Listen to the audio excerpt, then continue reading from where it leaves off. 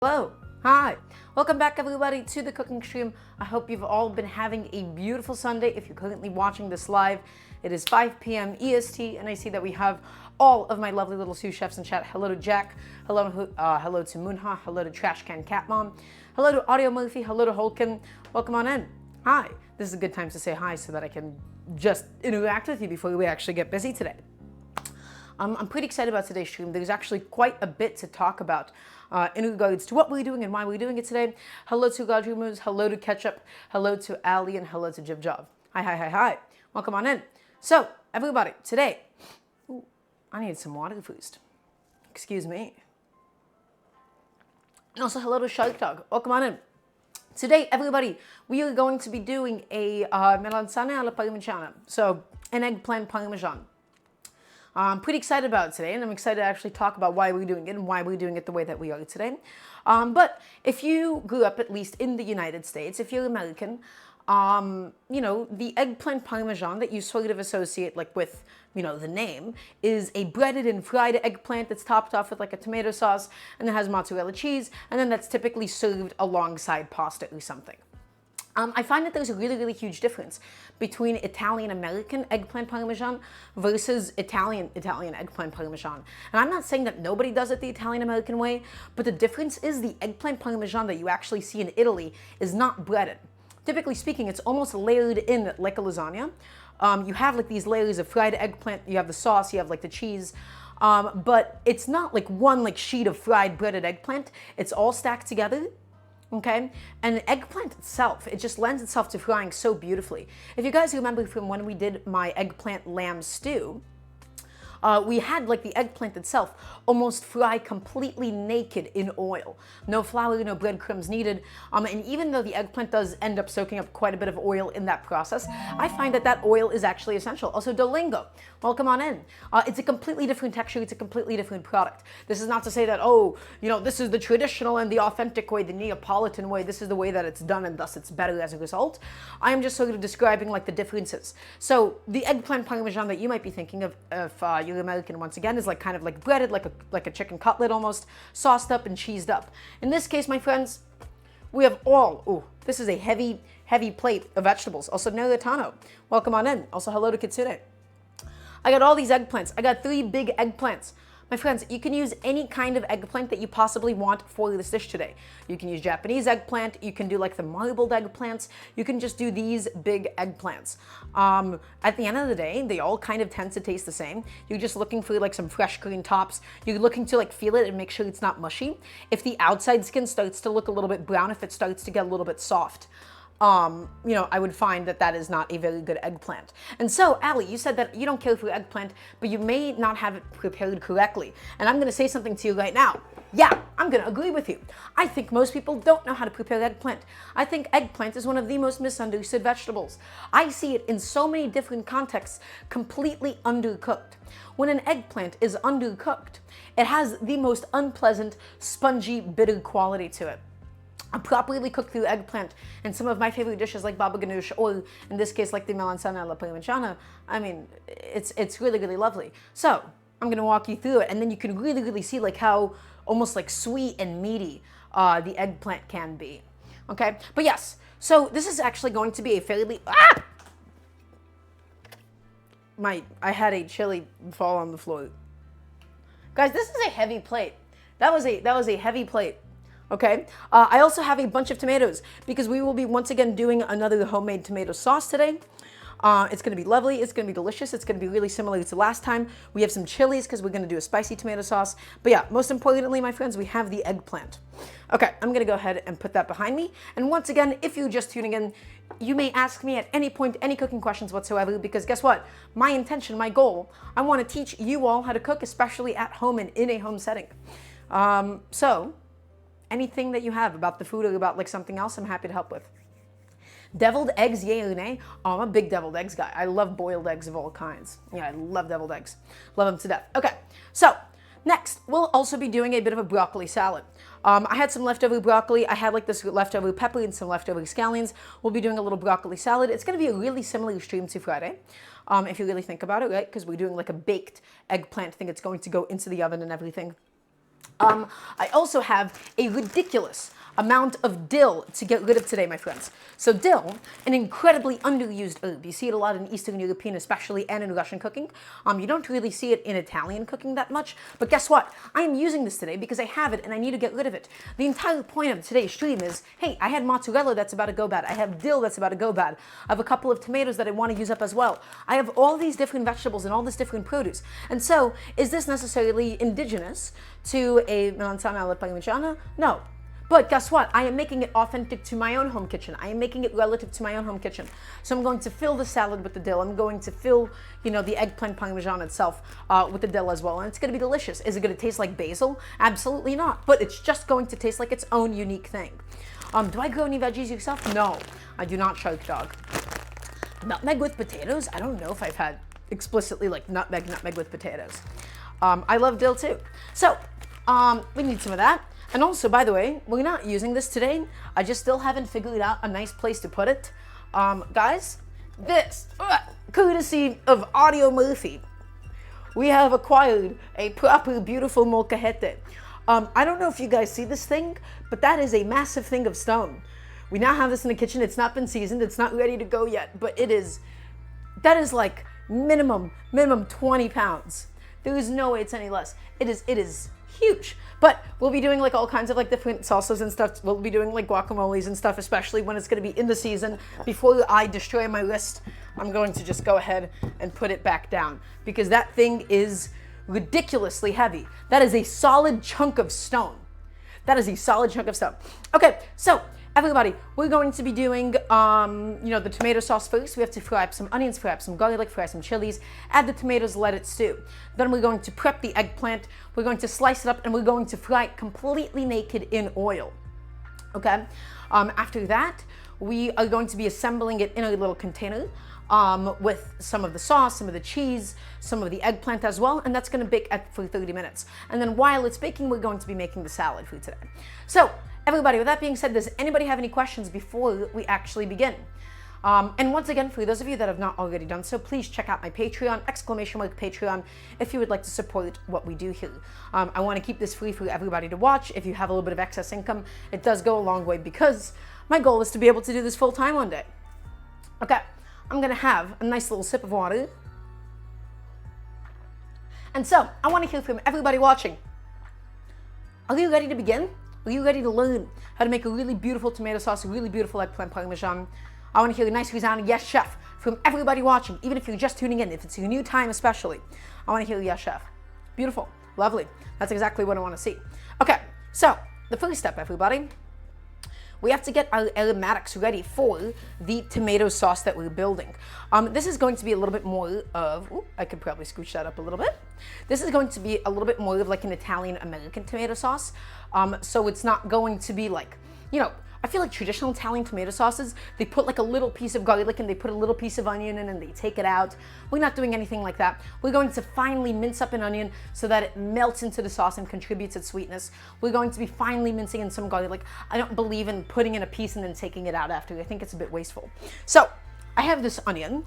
I think this onion though, for this amount of tomato sauce, this might be a little too much. I don't think we'll actually end up needing all of this.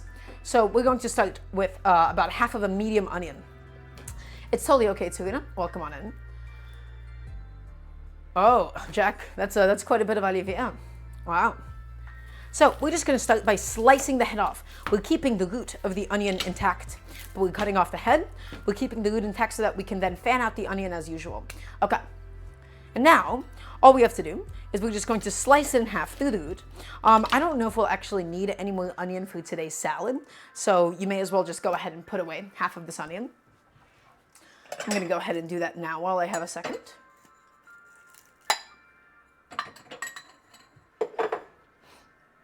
Okay, hi. Tips for not crying while cutting onions. So, man on the net, I'm going to give you the biggest tip of all. You know what that is? If you're crying when you're cutting onions, your knife is dull. That's what happens. When your knife is dull and it's crushing through the cells instead of really nicely, gently slicing through them, you're going to end up sobbing and crying. Okay? So there is no good Band-Aid fix. That is not. The underlying issue at the end of the day will always just be that you have a dull knife. So we're just going to go ahead and peel this back, open it up. Lovely. Excellent. Let's just get that onion skin off the cutting board. And again, we're just using like half a medium/large onion. I'm going to go ahead and get a bowl in which the chopped up onions are going to be laying in. And so now you have to make an important decision. What size pieces of onions do you actually want in your tomato sauce? For me personally, I'm looking for a fairly finely minced onion because the goal of this onion is not to bite into a chunk of it. I want this onion to melt into the sauce. If you want big pieces of onion, go for it. But I want a nice fine mince. And so in order to achieve that, I'm gonna hold it down. We're gonna set up a little claw grip, okay? And all I'm going to do, we're going to make thin, parallel incisions going down the length, the whole length, as thin and as close to each other as possible. Thin, thin, thin. But we're keeping it attached by the root end because guess what? We're gonna be fanning out this onion. We're fanning it out, we're fanning it out, we're fanning it out, we're fanning it out.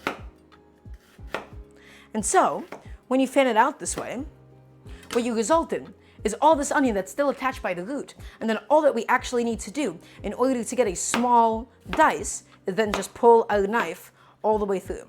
And then as you see, we have this really beautiful small dice. There you go. Ah! I had a piece of onion stuck to my hand and I moved my hand and it just escaped. And using the bench scraper whenever my cutting board gets a little too crowded.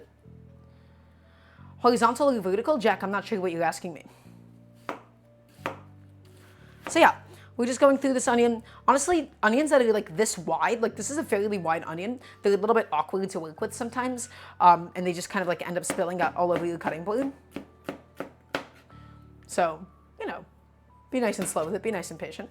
And of course, everybody, if you have any questions whatsoever, this is an excellent time to ask as we're just getting our prep done and out of the way and in advance. Okay, let's go ahead and move on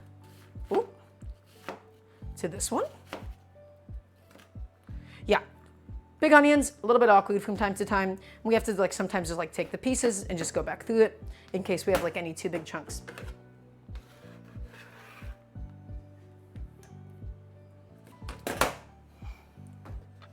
Okay, and a little bit more to go. Thank you for your patience in these trying times. I do not like cutting big onions. Small onions are a lot more gentle and easy to work with. How's my day been? Honestly, pretty excellent. At the moment, it's like 60 degrees in New York, so I was able to just, go outside and hang out a little bit. Can you put aubergine tops in the stock pot? I've never made a stock out of aubergine, but I'd imagine it overcooks and gets a little too soft. It might make it cloudy. So Katsune, I've never used scraps that way. Dolingo has asked, how do you stop yourself from overeating? If I had access to chef's cooking, you'd be able to roll me around. Okay, so you've actually asked me a fairly intimate personal question. I'm not scolding you. I'm just about to give you some context and some preface. I've struggled with eating things for quite some time, right? I'm not going to go too into it in terms of my personal eating issues, but a thing that has always helped me is to stop myself from overeating. I would just sort of pre-portion things in a bowl, okay, in a bowl or in a plate, and then not go past that amount that I've put into the bowl or the plate.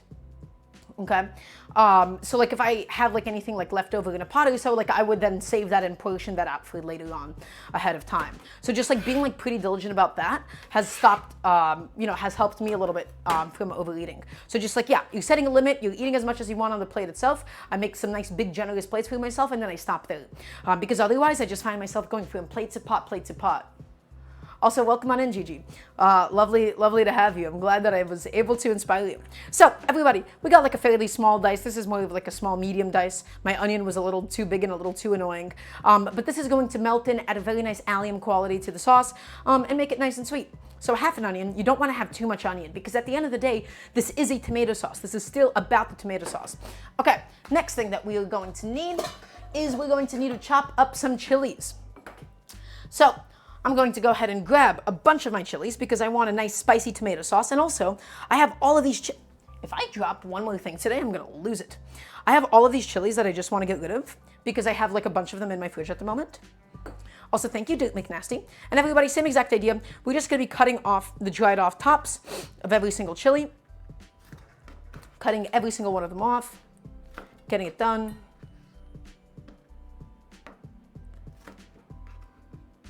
Thank you, Jack, for continuing to count through everything. I really appreciate it. Okay, and then all we're going to do, my friends, we're just going to stack them up, and we're looking for, once again, we're looking for like a very thin slice here. Because the goal isn't for us to like bite into like a big chunk of like spicy chili. We want it to just sort of melt in and then flavor the entire sauce. I don't want to have big pieces of chili. What's my take on MSG? Do I use it or stay away from it? Man on the net, I mean, I occasionally cook with MSG. I just feel like sometimes it's like not needed and it gets kind of lost, but I just feel like it's a little bit like cliche at this point for people to be like, oh, you know, they like talk about the origin story of like why MSG is banned. And of course, you know, I agree with the fact that MSG and a lot of the fear mongering around it originated from racism, but I just don't cook with it that much, but I occasionally do, especially when I make like, you know, a lot of Chinese dishes. I'm not worried about gloves with these ones. I should be. These are fairly spicy bird's eye chilies, and I'm chopping quite a few of them. And now they're all over my hands. Chat, how long do you think it's going to take for me to forget?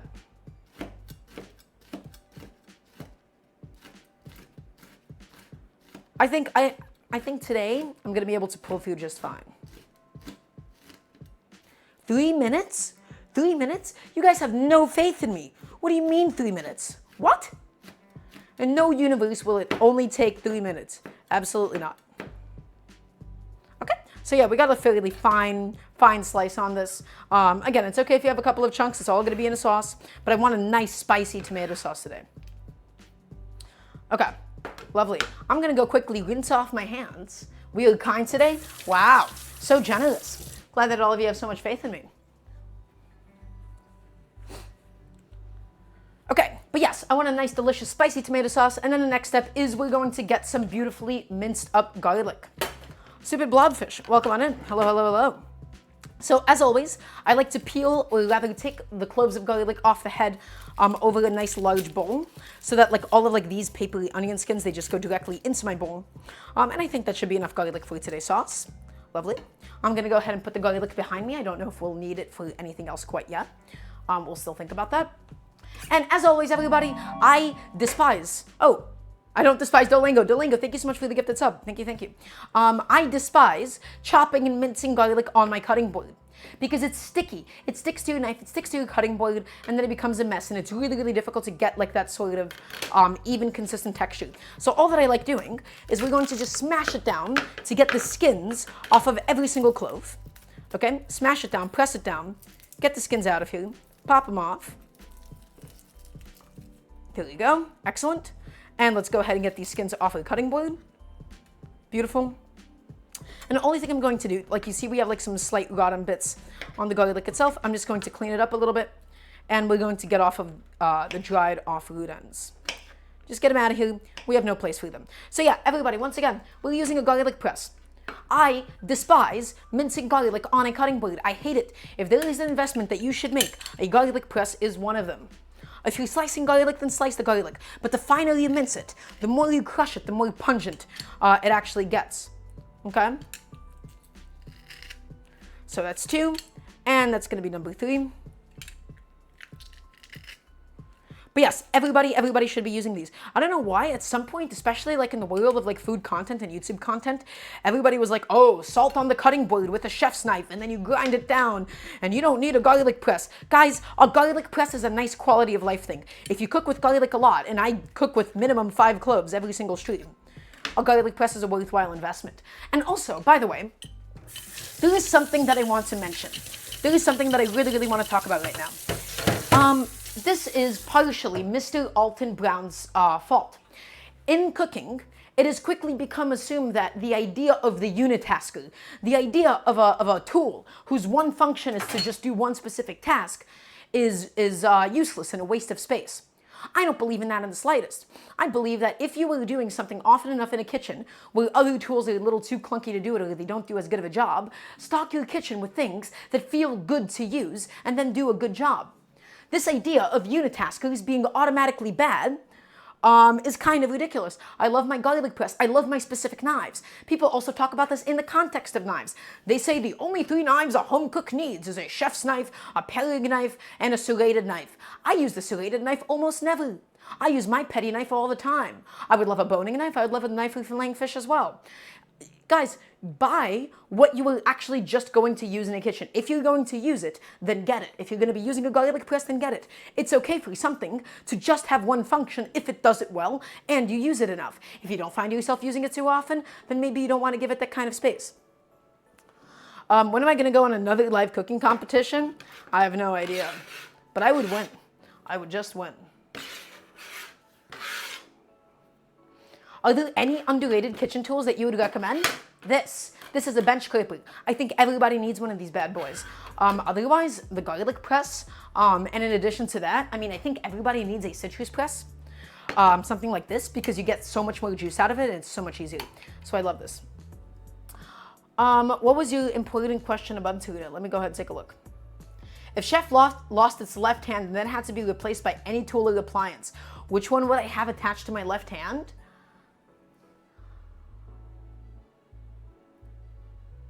A knife? Maybe just like a knife. Having a permanent knife on my left hand would be kind of sick. I think that would be the most useful one. Okay, so remember everybody, we got our chilies done through the sauce, we got our garlic done through the sauce, and we also have our onions done through the sauce. So let's go ahead and start heating up our pan. We're going to be heating up, we're going to be properly frying these onions. Okay, so let's head to the stove. And again, guys, this is going to be really, really similar to the way that we did it last. We need this bad boy for the eggplant. This is what we're going to need for the sauce today. So, everybody, here's the rule.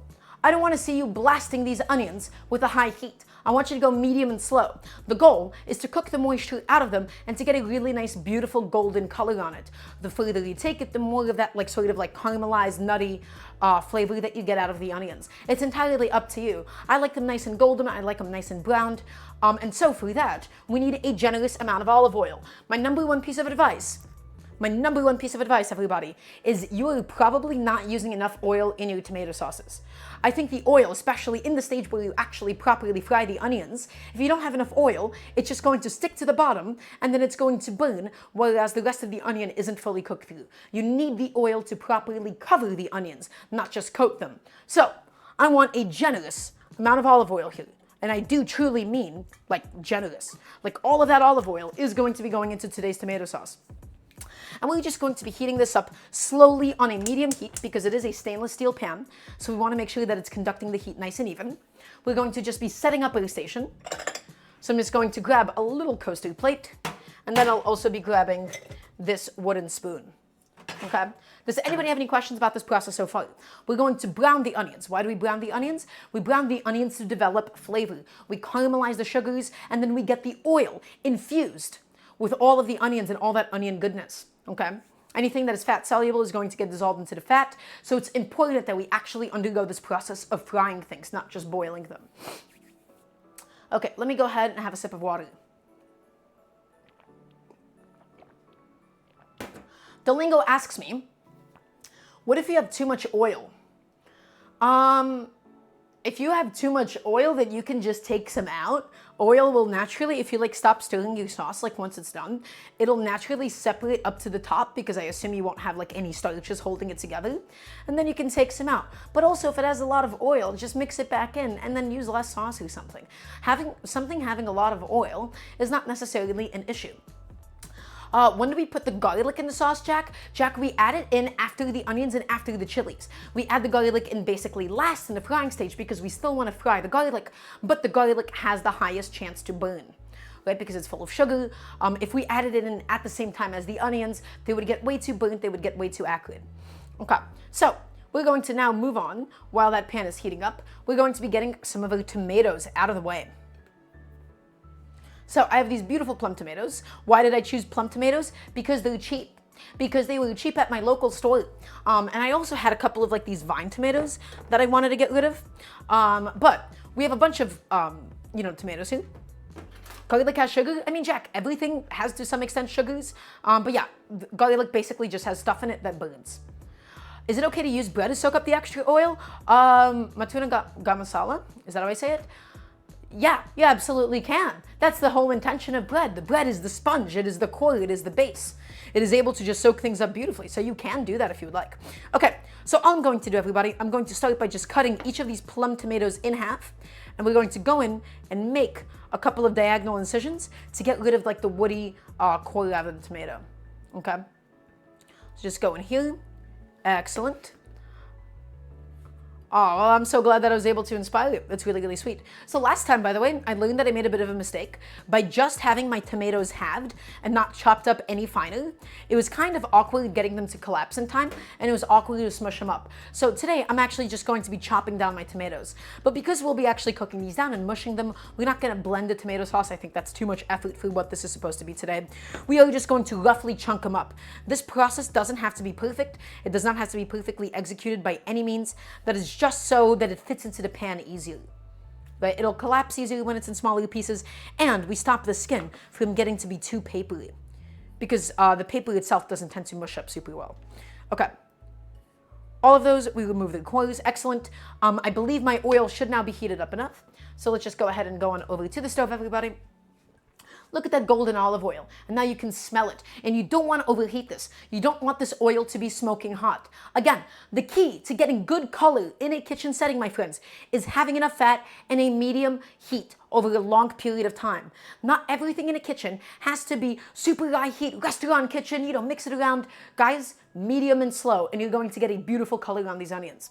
So, in with my wooden spoon, all of my onions, and you can hear that sizzle. You can hear them going in. I'm going to, in fact, slightly turn down the heat because I think even that was like a little bit too high. Let's just get all of those onions out, every single last one. Excellent. That's what I'm talking about. Mix it around. Make sure that everything is properly covered in the oil.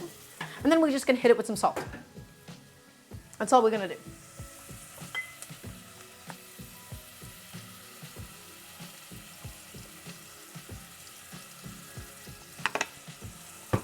Go ahead, take your wooden spoon, mix it around a little bit. And now, by the way, this is not the stage where the onions can burn too easily. The onions at this point, they're like super saturated. They're full of a lot of water at this point. So, the water is also going to stop it from browning too early. The water is going to come out of the onions, it's going to evaporate, and then it's actually going to start properly browning. But in this beginning stage, this is not the stage that you have to worry about the onions getting too much color. But yes, Daramgar, I love gas stoves. Love them. Okay, let's head back over to the tomatoes. And now all we have to do again, the way that you chunk these up is not particularly important. It's all going to get smushed up into the sauce, especially if you blend it. I'm just chunking it so that it just goes into my pot a little bit easier. Right, that's all I'm gonna do with these bad boys. I should have also gloved up because they're acidic. And I do have eczema on my hands, so please excuse me as I'm just getting that done. Oh, Jack, excellent. Exciting. It's a very good feeling. But yeah, let's just go ahead and give these onions a little stir, and you can hear the pan starting to get a little bit more quiet. It's no longer as immediately sizzling, and that's why we have to give this time. If you want to properly and beautifully fry these onions, everybody, you have to give it some time. Okay, let me go ahead and glove up through these bad boys. Does anybody have any questions so far? This is really identical to what we were doing on Friday with how we were building our tomato sauce back then. It's really all the same deal, except we're just not using chorizo. Have I started doing the teaching off stream? I have. Yeah, I just got my schedule in too, so I'm pretty excited about it. Not gonna be starting this week, but it's gonna be picking up in a week and a half. I'm teaching 4 different cooking classes a week. 4 of them. That's gonna be quite a bit. That's gonna be a lot. I don't know if I'll be able to do it, but hopefully. Okay. How to resist eating the tomato by itself? Daramgar, I am the worst person to answer this question. I snack on everything as I cook. It is a problem. It is 100% a problem for me. But again, guys, we're just chunking up these tomatoes. We're just doing this so it easily fits into my pot. You don't have to be too perfect about this. You don't have to dice it. You don't have to mince it. Don't have to do anything too crazy with it. Just chunk up your tomatoes. And I might end up getting a little too much tomato sauce today, which is totally fine by me. I'm just going to have some excess tomato sauce in my fridge that we can then use for anything else we want in the week. Ooh, how did a tomato just fall out of the bowl? I don't know. 5-second rule. Oh. Not bad. For this time of year, that was really just not an awful tomato. Okay. And now, everybody, this is the point where the onions can definitely start to burn a little bit. So now we have to babysit them a little bit more. We have to make sure that we're stirring. We have to make sure that we're flipping. And that's why you want to have enough oil. You don't want an onion touching the naked bottom of the pan. You don't want it to not be immersed in the oil. If it's just touching the pan by itself, it's going to get too dark in color. Okay? So the oil is a very nice buffer. It's a very nice, medium. It's a very nice medium of heat. Okay. Let's go ahead and get these last few tomatoes nicely chunked on up. These are my vine tomatoes now that I just had left over in my fridge. Same exact idea though. Take them and just cut the core out. Beautiful. Take them, cut the core out. That's it. Cut it in half. Lovely. But yeah, I don't love electric stoves very much. In fact, I just find electric stoves like very difficult to work with.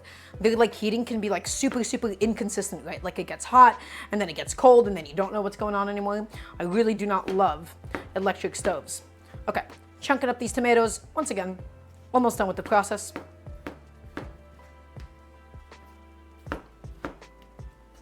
Oop. Just like that, that should be fine. Yeah, I'm gonna get a big pot of tomato sauce, and honestly, I am okay with that. We are definitely going to get more than we ended up needing for today's recipe. For today's dish, excuse me, not a recipe. Close call. Lovely. Slowly frying away. It takes a little bit of time, but we want beautiful golden onions. Guys, do not trust recipes that you see that say, oh, saute the onions for 2 minutes. In 2 minutes, it's not going to get any significant amount of color whatsoever. You have to give it a time. You have to give it some love. Okay? Because onions, they're variable in size. They're not just... I dropped another tomato. I'm sick of this. Onions, or anything that you really like sauteing that's in small pieces, they're very variable in size. Right? They have a bunch of different edges. They have like a flat bottom. They have like a bunch of sides. They're not like a steak, right? Where you can just like flip it once and kind of be fine. You need to be stirring it often, and you need enough oil to properly cover the sides so that it can get nice and evenly browned. So, once again, finishing up, chunking up our onion. And there we go. Oh, our tomato, excuse me. I'm a little scatterbrained today. We have all of our tomatoes prepped and ready to go. Again, cut these as fine or as big as you want. It's all gonna get cooked down anyways. So, really quickly, I'm just gonna head back on over to the stove. And all I'm going to do right now, my friends, is I'm just going to wipe off my knife because I'm working with a carbon steel knife. It can rust if I leave it by itself. So just rinsing it off, getting rid of all of that acidic tomato water, and being done with it.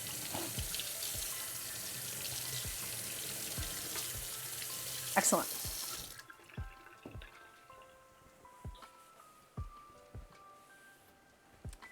Okay, let's go ahead and give my onions a nice little stir. And now you can see they're starting to become really, really nice and golden. They're starting to bubble up around the edges. You can see the oil is no longer cloudy, but it's looking clear and golden.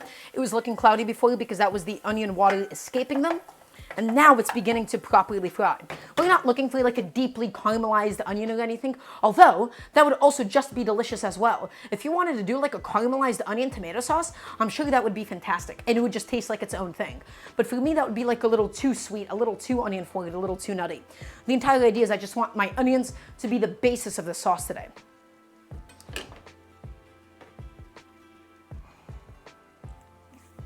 Just gonna quickly wipe off my station as well. And then after this is actually like simmering away, we're going to be prepping up the eggplant for today. We have to peel it, we have to slice it up, we're going to need to fry it off as well. We have to slice up all of the dill that we need for today. We have a lot of prep to get done ahead of us. But look at these onions, beautiful, gorgeous, getting nice and golden. And just gently, slowly going in that oil. Again, we're never going above a medium heat for these onions. Just take your time. Heat control is one of the most important concepts that you could possibly learn in the kitchen. And there is quite a bit to it, you know?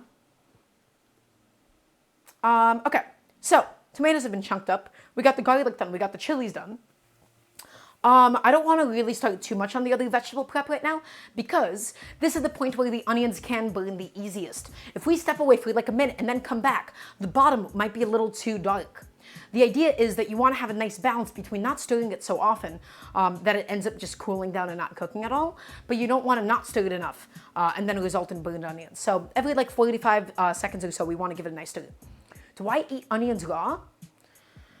I mean, I never go out of my way to eat a raw onion. Like I would have it in a salad sometimes, right?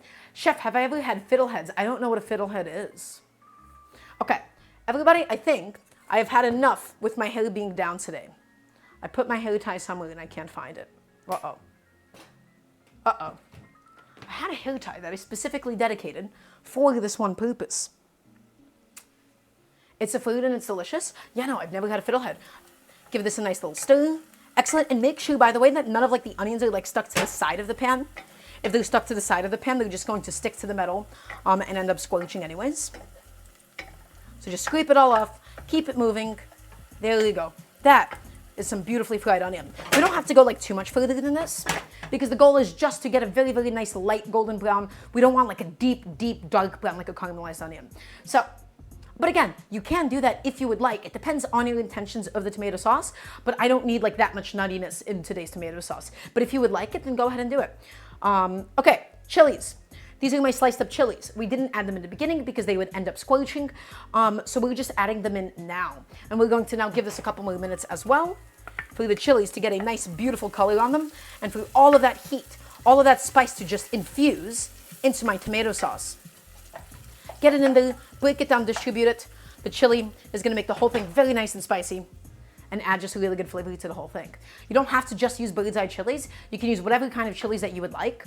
I would personally though, I would abstain from something like a jalapeno. The reason why I'd abstain from a jalapeno or a serrano is because they're a little too vegetal tasting for me. They taste very green, they taste like a vegetable. And as a result, I find that it can be distracting in a tomato sauce. So a bird's eye chili, when we're using like a lot less volume, we get a lot of bang for a buck out of them. So using a nice like spicy chili for this would be good. Although, if you did want that vegetal flavor, you can just use a serrano too. It's not that it's incorrect, it is just that that is not what I am intending for today's tomato sauce. Is everybody paying attention? I want to hear a nice resounding yes, chef. From everybody watching, please and thank you. Have to adjust my AC really quickly. My kitchen's getting a little bit too toasty at the moment. Lovely. I'm happy to hear it. I just want to make sure that you're all staying nice and engaged. Okay, now you can see, by the way, we spent a little bit too much time away. Some of the onions on the bottom started to get a little bit too dark, and that's okay. It's salvageable. It's not like scorched into oblivion, but this is just a good reminder, everybody. Just don't step away at this stage. Do not step away. Right? You just want to be stirring this now like every 30 seconds or so. But the whole thing is getting really, really beautiful. It's getting full of all of that flavor. It's getting quite delicious. How can an egg be a plant? A nameless, you're asking the most profound questions. I don't have an answer for you. Okay, so now that we've hit this point, the chilies have now properly fried. The chilies have infused. We're going to go in with the garlic. And the garlic has to be the last addition. If you add the garlic in a little bit too soon, the garlic itself is just going to end up scorching and get a little bit burnt. So break up the clusters, break it up, and keep it moving. Scrape it all around. And this is going to be the base. This is going to be the aromatic base of an incredible tomato sauce. You have the sweetness and the allium flavor from the onions. You have the pungency of the garlic. You have the spiciness of the chilies. One last addition that I'm going to do is a little bit of black pepper, and I want to add it into the oil and not later on because I want the black pepper to fry and infuse in the olive oil and not for it to just boil away. The flavor changes. You get to dissolve a lot of the flavors into the oil itself. Excellent. And now that is all fried, it's all toasted, it's all golden. We're going to go in with a big bowl of tomatoes. And this is going to now stop the frying process. The tomatoes have a little bit of water, they have a little bit of liquid. They'll continue to release liquid and collapse the whole thing. Also, hi Snipe Socks, welcome on in. The water from the tomatoes is going to stop all the onions, all the garlic from burning. So just give it a little stir, pick up all of the solids from the bottom, okay, because they could still be stuck at the bottom, there could still be no moisture. Make sure you're picking it up, make sure you're scooping it up, okay? And then the tomatoes, naturally, it's going to release its own water, and then it's going to start fully collapsing and evaporating. W, chef, thank you. The highest compliment I could receive. So just go in there, start smushing things up a little bit, just get the pan nice and wet, and then, even though our goal ultimately is going to be to cook down the tomato sauce and evaporate the liquid, we do need to put a lid on it. And you might be asking me, Daria, why are we adding a lid if we want to evaporate the tomato sauce itself? The reason that we're doing that is because we need to first collapse the tomatoes, and the steam is going to help cook it and collapse the texture of the tomatoes. So the steam, it's purely functional at this moment. It's only going to take a couple of minutes. The tomatoes are going to collapse. They're going to release all of their liquid, and then we're going to cook it down. So I'm going to go ahead and have a nice little sip of water.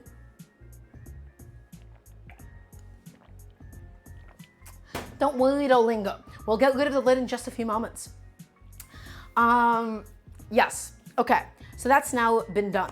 So everybody, really quickly, I do want to mention, if you ever see a recipe that calls for sugar in a tomato sauce, I'm going to tell you right now, it's not a very good idea. If you're tomato sauce and you're eating it and you're tasting it and you're like, wow, this is a little bit too acidic, you have not cooked it down enough.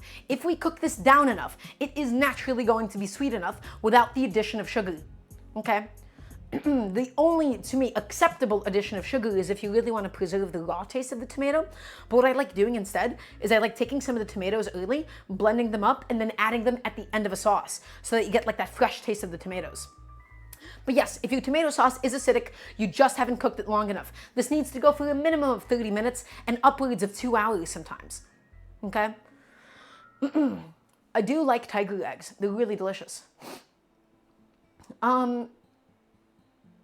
I like the idea of how much they absorb flavor and want to cook with them more. So, Trash Can Cat Mom, that's a really good idea. I do love marinated, like, hard-boiled eggs, right? Like the kind that you would get in a bowl of ramen. When it's, like, marinated in the mirin, in the soy sauce. It's super delicious. I do love the way that hard-boiled eggs, or boiled eggs, they just soak things up. They really, really do lend themselves so well to marinating. Okay, through just a couple of moments of having the lid on, the bottom tomatoes themselves have started to get a little bit collapsed. We're just going to flip it around. We're going to basically smush everything together. When the tomatoes are raw, they're nice and firm, so they're not actually going to smush that easily. Go back on, put a lid down, and we're going to continue cooking down these tomatoes. Does anybody have any questions for me at this moment? And while that's going, all that we're going to be doing is we're going to be moving on towards the eggplant process. We have to peel the eggplants, we have to slice them, we have to fry them. We have quite a bit of work that actually needs to get done. And then we have to slice up the mozzarella, we have to mince up the dill as well. You know what, let's start by doing the dill. I think that would be a good idea. Does anybody have any questions? Is everybody watching? I want to hear a nice resounding yes, chef, please, and thank you. So, let's head back to my cutting board. Oh, wait, there it is. Come on, buddy. There it is. Lovely. What makes you choose certain recipes to cook? So snipe socks, that's a really good question. All that I do is I look at my fridge, I look at what I need to get rid of, what's going to go bad soon, and then I take inspiration and I think, what can I make out of this? Because everything that I want to teach is home cooking. Can we put something besides eggplant in this dish? So that's a good question, Allie. I mean, at the end of the day, nothing is going to be quite like eggplant. There are some traditional Neapolitan recipes for doing basically this, except with zucchini instead. Zucchini would be fine, but the way that we're actually going to cook the eggplant is very eggplant specific. We're going to be basically slowly cooking it in oil. How much salt do we need for the eggplant to get soft? Jack, this eggplant is naturally going to get soft. Don't sweat it. Don't worry about it. So, let's go ahead and do the dill. The dill is not a particularly traditional addition into the melanzane alla Parmigiana. It's not at all. The reason that I'm using dill in this today is because I have a huge bag of dill, gifted by my grandmother, that we have to go ahead and get rid of. Because otherwise it's just going to go bad. And so what I want is I want to layer these bits of fried eggplant with the sauce, with the cheese, and have layers of dill that have been nicely and beautifully minced up inside. Okay. Dill turns it into Greek food? I guess so. Right? Because Italian food and Greek food are just like that similar to each other. The only thing I'm going to do, you see these big stems? I'm just going to go ahead and pluck off the dill from the big stems. Just pluck off the dill. You don't have to do this if you would like. I just don't love the texture of the stems. I don't think they're really nice. Okay. Go ahead, get rid of all that dill. Excellent.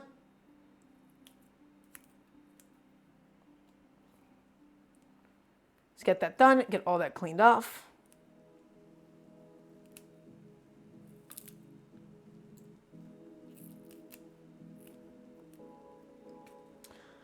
Is there a good use for the stems?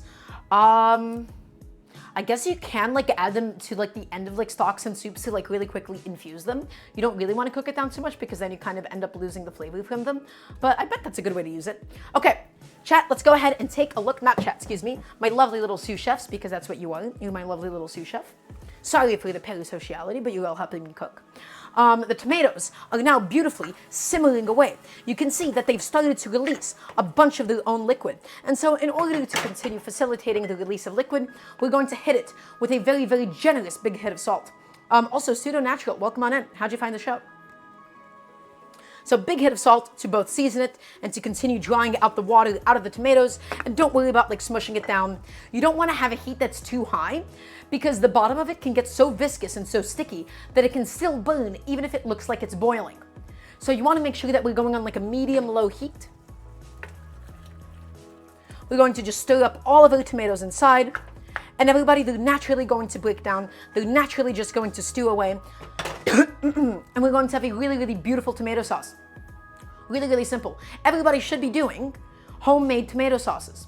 Everybody should be doing homemade tomato sauces. Canned tomato sauces, or even Rayo's, are just not the same thing at all. They're so cheap, they're so easy to do, they're so hands-off. Everybody should be doing homemade tomato sauces. Okay, let's head back here. Oh, that's totally okay. I'm just happy to have you. Okay, now we're just continuing to pluck off all of the fronds of dill. And guys, I want all of this dill to go into the final dish today. I want this thing to be packed full of herbs. It's kind of difficult to have like too much cilantro, to have too much parsley. Also, hello to Anamanaguchi. Hello, hello. Is that my lovely little Luke champ?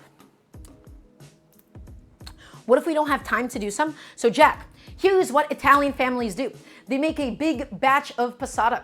A lot of Italian families, when it is, especially like Italian Americans, but then also like in Italy, it is almost like a cultural thing to do, to buy like, or from like a farm to get huge, huge, huge boxes of tomatoes. Okay, and then they would spend an entire day cooking it down, canning it, cooking it down, canning it. And that's called tomato passata. It's not fully cooked through, it's only cooked through a little bit, so it's a very incomplete product. But what you can do is buy a bunch of tomatoes, Jack. You can cook it down yourself for just 30 minutes or so. It's an incomplete sauce, and then you could either can it, or I would imagine freezing it would be okay too. And then you would make your own homemade passata. Okay. Okay, we're going to go ahead and stir this up.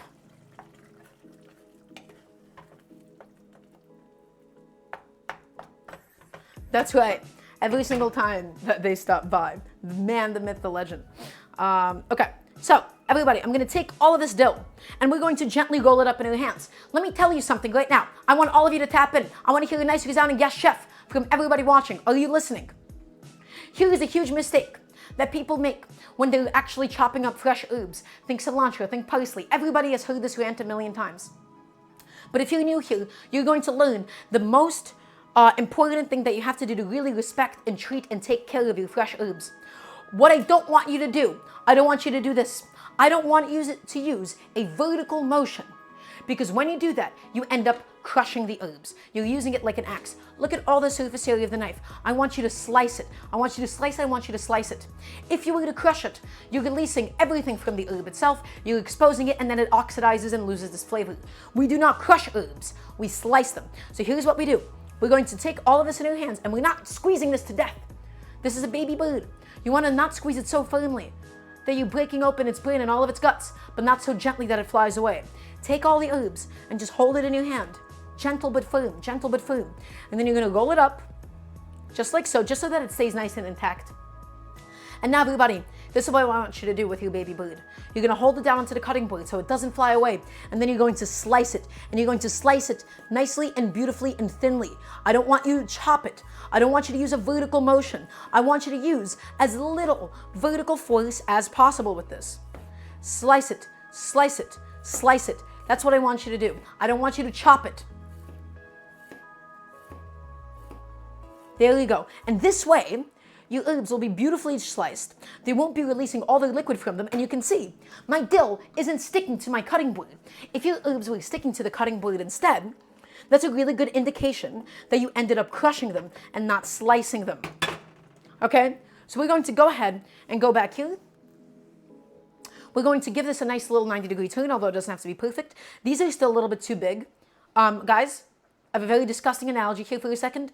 I don't love big pieces of dill. They're almost pubic in texture. I like it a little bit smaller, so my brain doesn't make that association. But that's entirely up to you how finely you actually want to go. You just don't want to over-process this, because then you run the risk of destroying it. So a little bit finer, and it'll be perfect. I know, guys, I'm sorry, but it's true. Okay, stop, no more discussion of this. No more discussion of this. Thank you for clarifying, Allie. No more discussion. I just wanted to have it be said. Okay, I think this should be fine. And so the idea is, when we're actually building, and again, this is not a traditional Italian-American eggplant parmesan with fried eggplant cutlets. This is a melanzane alla Parmigiana. It's layered in, almost like a lasagna would be the comparison. Okay, so it's going to be layered in sauce and eggplant and cheese, and I want beautiful fresh layers of all of this incredible dill, my friends. That's what I want. I do still see that I do have a few like big pieces, especially like over the stems. I'm just going to go ahead and pluck that out. If you have a few, it'll be fine, but it's going to cook in. Meek, you wish you were a good cook? Guess what? That's what I'm trying to teach you how to do. I am here to teach you how to cook at home. So if you have any cooking questions, anything that's been bothering you, I am here to help you achieve that. Chat, I have a question for you. Feed my ego for a second. Do you feel like you've become a better home cook from watching the show? Feed my ego. Tell me, please. I would love to know. Okay, let's go back to the stove. No, chef. Thanks, Dolingo. Okay. We're going in here now, and now we're going into the silicone spatula. We switch on over to a silicone spatula to just scrape up the sides. A wooden spoon, because of the fact that it's not flexible, it's a lot more difficult to get into the sides of the crevices.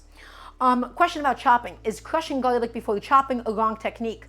Crushing garlic before chopping is not a wrong technique. The more you crush and process and burst garlic, the more pungent it gets.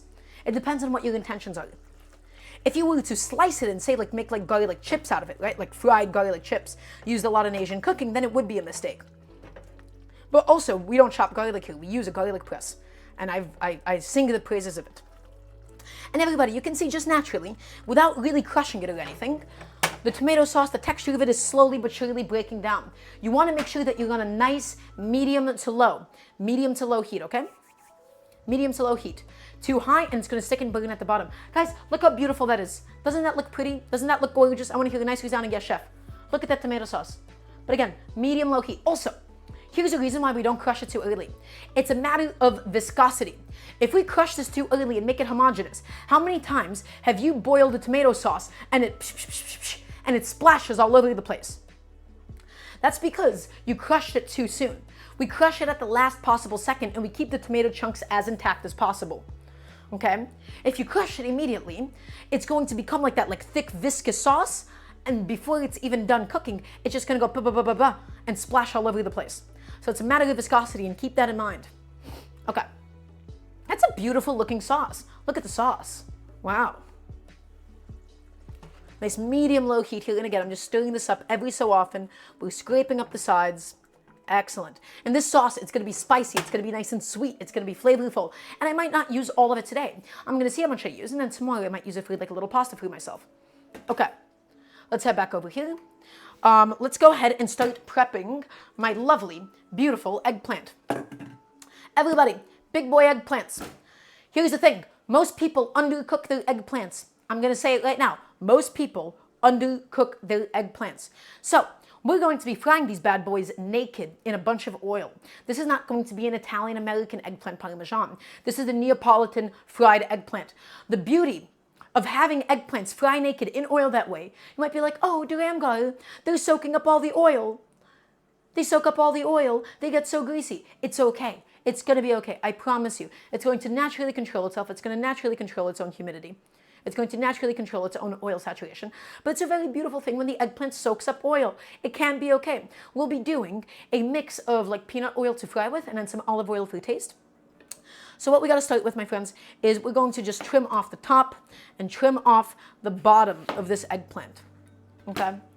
And I don't know if you can use eggplant scraps for stock. Admittedly, I just haven't tried. I can't imagine it would be like too aromatic because it's just not an aromatic vegetable, you know? Okay, excellent. And so, here's what we're going to need to do. I want to peel it. I want to peel it because the eggplant skin itself never really gets tender. The eggplant skin can be really papery in taste and texture. So, grab a nice vegetable peeler, and if you find that you're struggling with peeling an eggplant, you have to make sure that you have like an opening inside. Ooh, Peeling eggplant can be a little bit tricky. It's a little bit spongy, it's a little finicky, so just take your time with it.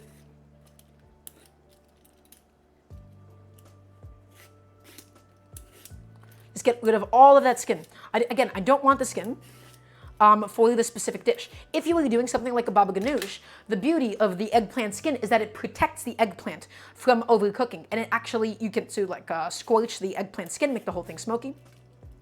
What should eggplant taste like? Well, there is a reason that it gets constantly compared to meat. It is incredibly meaty. It is very meat-like in its own way. It shouldn't taste bitter. If your eggplant is bitter, I mean, I can show you a little something that you can do. You can sort of pre-salt it and then soak up the liquid from it. That is something that a lot of people do. But I haven't really run into the issue of bitter eggplants lately in my life. Chef hasn't whipped out like the French accent in a while. Oh, that's a good point. I'm sorry. I failed you all. What if eggplant burger? I'm not sure what your hypothetical is here. You want to do like an eggplant burger? Then you want like a nice like thick round like this. It needs to be like really slowly cooked though. Okay, here's what we got to do. We're going to take all of these peels. We're going to take them away. We have no use for them at the moment. Lovely. The next decision that we need to make is, do we want to cut it lengthwise or do we want to cut this into circles? Honestly, it's entirely dependent and up to you on how you want to be doing this for today. I really, really liked doing the lengths. The only thing is that we're looking for like a 1/4 inch thickness. So we don't need them too thin. If they're too thin, they're just going to fall apart and not like hold up to the oil at all. But if they're too thick, they're not actually going to get done on the inside in time. So that 1/4 inch thickness is the exact thing that we're looking for here. Okay. But I do mean incision when I say it, right? Like that is like the way that word is intended to be used in this context. Because, so all that an incision to me is, means that we're not cutting through all the way to something. Like this, just doing this would be like an incision, right? So it is just fully applicable. It is just the correct terminology here. Okay. What's my favorite meal ever? Rice and beans. I adore rice and beans. Let's go back to the tomato sauce. Let's give this bad boy a little stir. This tomato sauce is cooking down. It's getting nice and delicious. It's getting nice and sweet. We're getting all of those robust, earthy flavors out of the tomato. Okay, my eggplant is now overexposed. There you go. I've stopped exposing the... It's a family show. Stop it. Okay, here's what we're going to do, everybody. Here's the #1 rule. We slice it. We don't chop it. There's another reason why we don't chop things. Can I show you something? Let me show you something. Here's what happens if you use purely vertical force. Look at that. Look what happened. My knife just slid off. I'm going to do it again. Look. Look what happened. My knife slid off completely. By chopping it, by going with a vertical motion down, your knife is naturally going to want to go out. And so the way that you get a nice, beautiful sheet of eggplant is to slice it. So this is what we're going to do, my friends. We're going to do exactly that. We're going to measure out roughly a 1/4 inch. Okay, actually, we have to kind of, let's round off this eggplant because it's a little like, asymmetrical, of course. We're going to start by here, and we're going to just slice the eggplant sheets. We're going to go ahead and slice the sheets. Oh, I'm actually not getting as good of a slice as I would like at the moment. Saw it in, do what you gotta do, but that's what you're looking for. You're looking for nice sheets of eggplant. I think that one may have been a little too thick for my taste today. That's what we're looking for. There you go. I don't know if that's exactly a 1/4 inch. It might still be a little too thick, but it's gonna be okay. It's gonna cook down. Eggplant just really reduces a lot in texture. Okay, don't over sweat it too much. But yeah, that's what we're looking for. These nice, big, beautiful, long sheets of eggplant. And these thin scraps, these are going to cook up a little bit awkwardly. Am I going to do the annoying thing and throw them away? Well, we'll figure it out. What if we're using one of those turkey carvers for this step? I guess that would just be fine too. There we go. Another nice sheet of eggplant. But yeah, everybody, that is the beauty of slicing in the kitchen. That is why we never chop things. Okay? You're right. Those like really, really like thin bits, they do get incredibly crispy sometimes. I think I might only use 2 eggplants for today. I'm looking at the amount of eggplant that I have, and I'm thinking that it might just be time for only 2. Going through it all, excellent. Nice sheets of eggplant, gorgeous.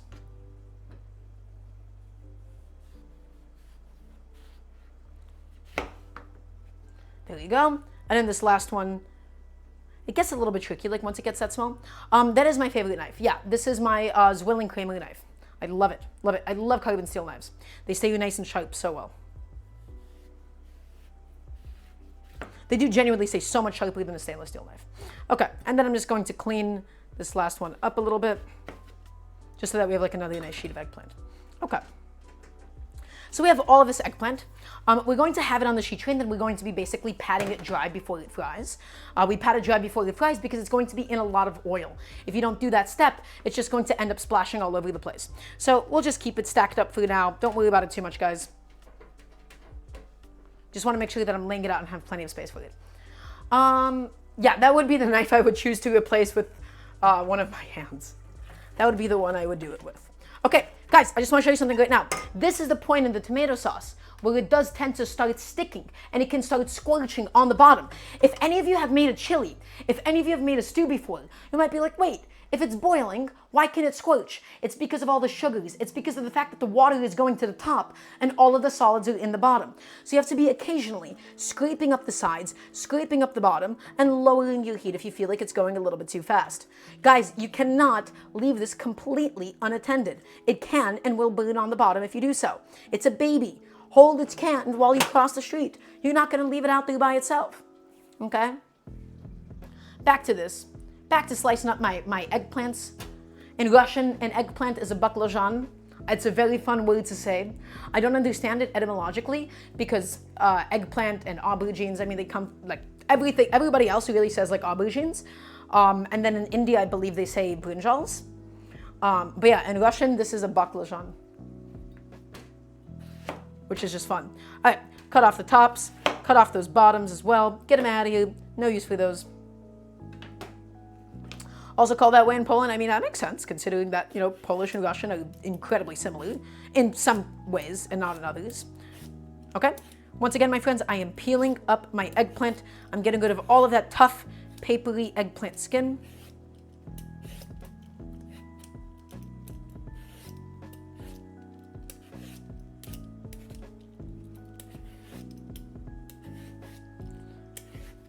Okay, almost done with it all.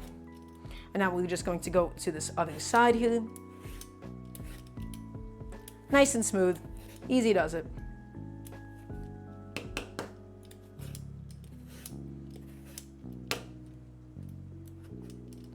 But yeah, like I have like a Polish friend and we would just sort of like go back and forth a little bit on like similarities and differences. Okay, there you go. That's all of that. Excellent. Nicely done.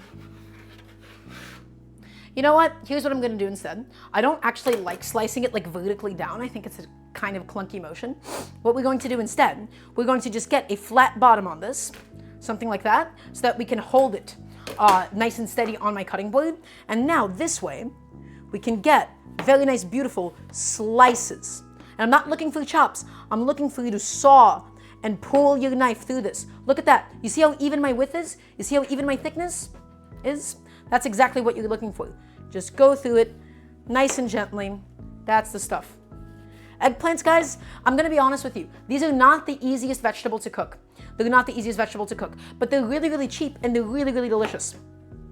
They take a little bit of love, they take a little bit of effort. This is the kind of a vegetable that I'm making on a Sunday. It's the kind of a thing that I'm not making every single day of the week, okay? So I know this looks like quite a bit like laborious, especially in the way that we're going to cook it and stuff, and the fact that you can't do like too much prep in advance. But I just love eggplants so, so, so much.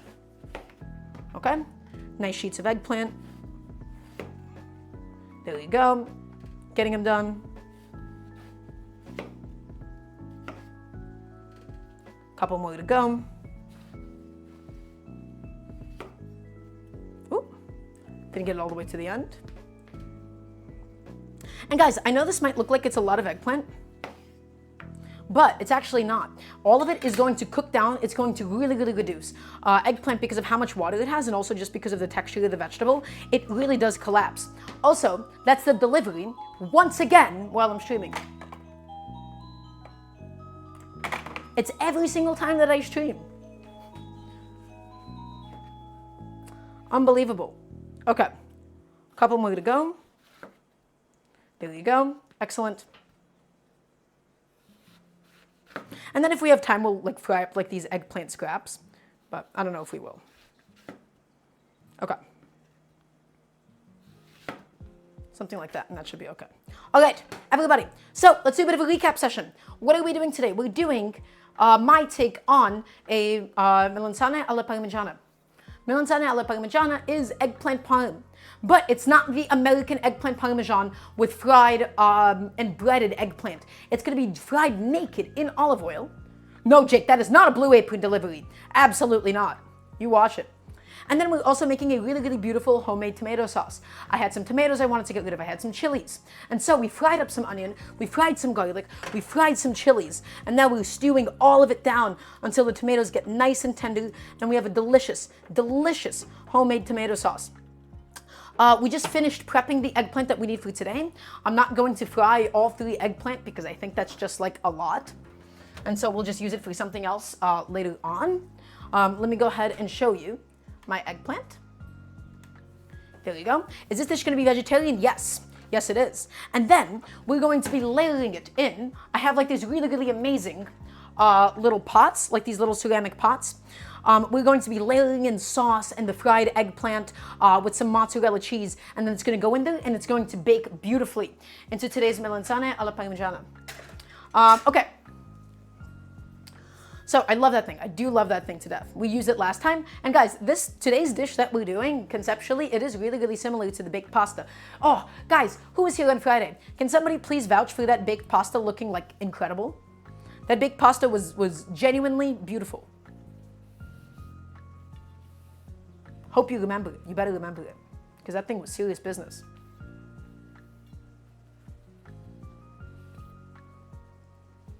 Okay. Just going ahead and wiping off my knife, making sure that's not too wet. How come it made a heart? Oh yeah, it made a heart. Wow. How beautiful, how romantic. Okay, I'm gonna go ahead and toss my eggplant scraps away. No use for those at the moment. Okay, where's the VOD? It's gonna be getting uploaded soon, Duolingo. Really soon, sorry, a little delayed, a little behind. Okay, so this is the stage where the tomatoes have cooked down quite a bit. You can see how viscous it is getting on the bottom.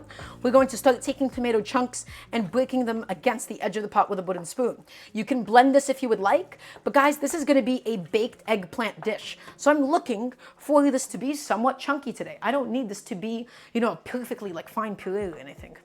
All right, it does not have to be that way. Just breaking up all the chunks. Also, if you haven't already done so, please check out my Patreon, !Patreon. I would like to really do this full time one day. And any and all help there monetarily could really go, you know, a long way. Please and thank you. Okay. Just continuing to just break up all of the solids, taking all of the tomatoes and going against the edge of our pots with the back of our spoons. Okay. Just doing that. And then whenever we see like tomato skins, we just want to like chop them up. There you go. Just keep it going, everybody. You can use a potato masher. Again, you can blend this if you would like. You could just start with like tomato passata, even if it gets like too viscous and too gloopy too quickly. It's entirely and completely up to you. I'm not actually looking for this tomato sauce to be like completely cooked down because I am looking to preserve some of the fresher tastes and some of the fresher notes in the tomato sauce. Now would be a good time to taste it. Let's give this a taste. Ooh, honestly, I think that's done. This isn't, ooh, that's a really good tomato sauce. Now, this isn't as sweet as like a really like cooked down marinara or anything. There's one last thing that I want to do. I want to infuse and finish this with some oregano. We didn't add this stuff sooner because it ends up kind of getting like lost in the cooking process. In fact, we could probably cook it a few seconds longer with like a nice pinch of oregano. But this is one that I like to add at the end of things. So nice pinch of oregano just going on in. And we're basically just infusing it into my tomato sauce for today. And I'm continuing to go in there and I'm continuing to just crush up any of the existing solids. I'm scraping up the edge of the pot because the edges of the pot is where like all like the tomato that gets like reduced, it gets stuck to the sides and it becomes like a roasted tomato. It basically becomes like a pseudo tomato paste in a way. So all I'm doing, I'm going in there and I'm processing it. But again, I'm looking for this to still have some of the raw taste of the tomato. I'm not looking for like a very deep marinara. If you want, you can cook this more if you would like. You can cook this down and down and just keep it going for like another hour or so, it's not going to be better or worse. It's just going to be a different product. It just depends on what your intentions are. Okay? Can I please get a yes, chef? There's no such thing as wrong intentions in food. There's only wrong execution relative to those intentions. So if somebody tasted this and said, oh, I wanted this tomato sauce cooked more, it was my intention to keep some of the fresher taste in the tomato sauce. So they just applied their own intentions to it, but not really trying to understand what I was doing with it. That is how cooking can be so variable. And the thing that I want to teach and show all of you how to do is how to be creative, is how to look at things and figure out what your intentions are. Okay? There is no just right or wrong way to do something. Correct and incorrect is entirely relative and subjective. And so if you have any cooking questions, right, I will be applying like that framework, that way of thinking about it to whatever you ask of me. Okay? All right? I'm just continuing to just break all of this up. I still see a couple of solids out of the tomato left on over. Some of it is the skin. I don't mind the tomato skin. I don't think it's that papery, especially when it's been cooked down, as some people say it is. It just has a lot of flavor. It has a lot of nutrition. This is a very robust, very rustic tomato sauce, but I just still feel some big chunks in there that I don't want in my final product. Little chunks are okay, and you could just keep smushing this to your own heart's content.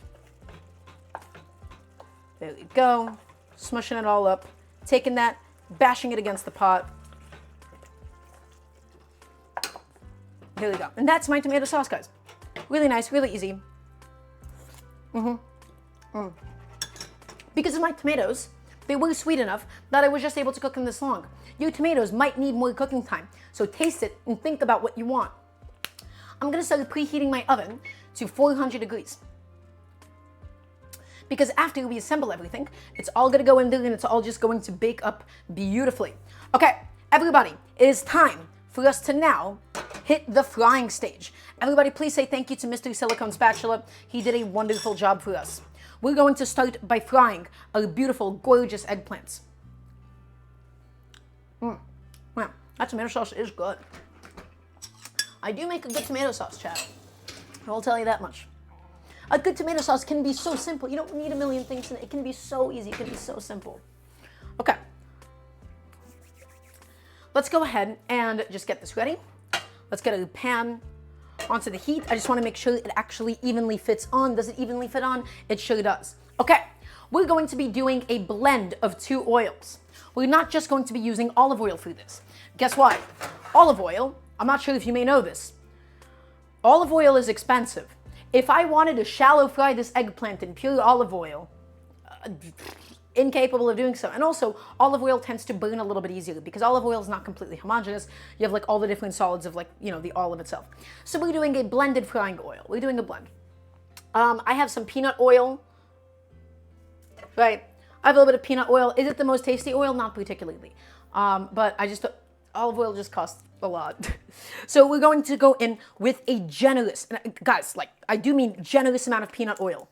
And then I want to go in with an equally generous amount of olive oil. The idea is for the eggplant to not be completely submerged, but I want it to be, basically like shallow frying in that amount of oil.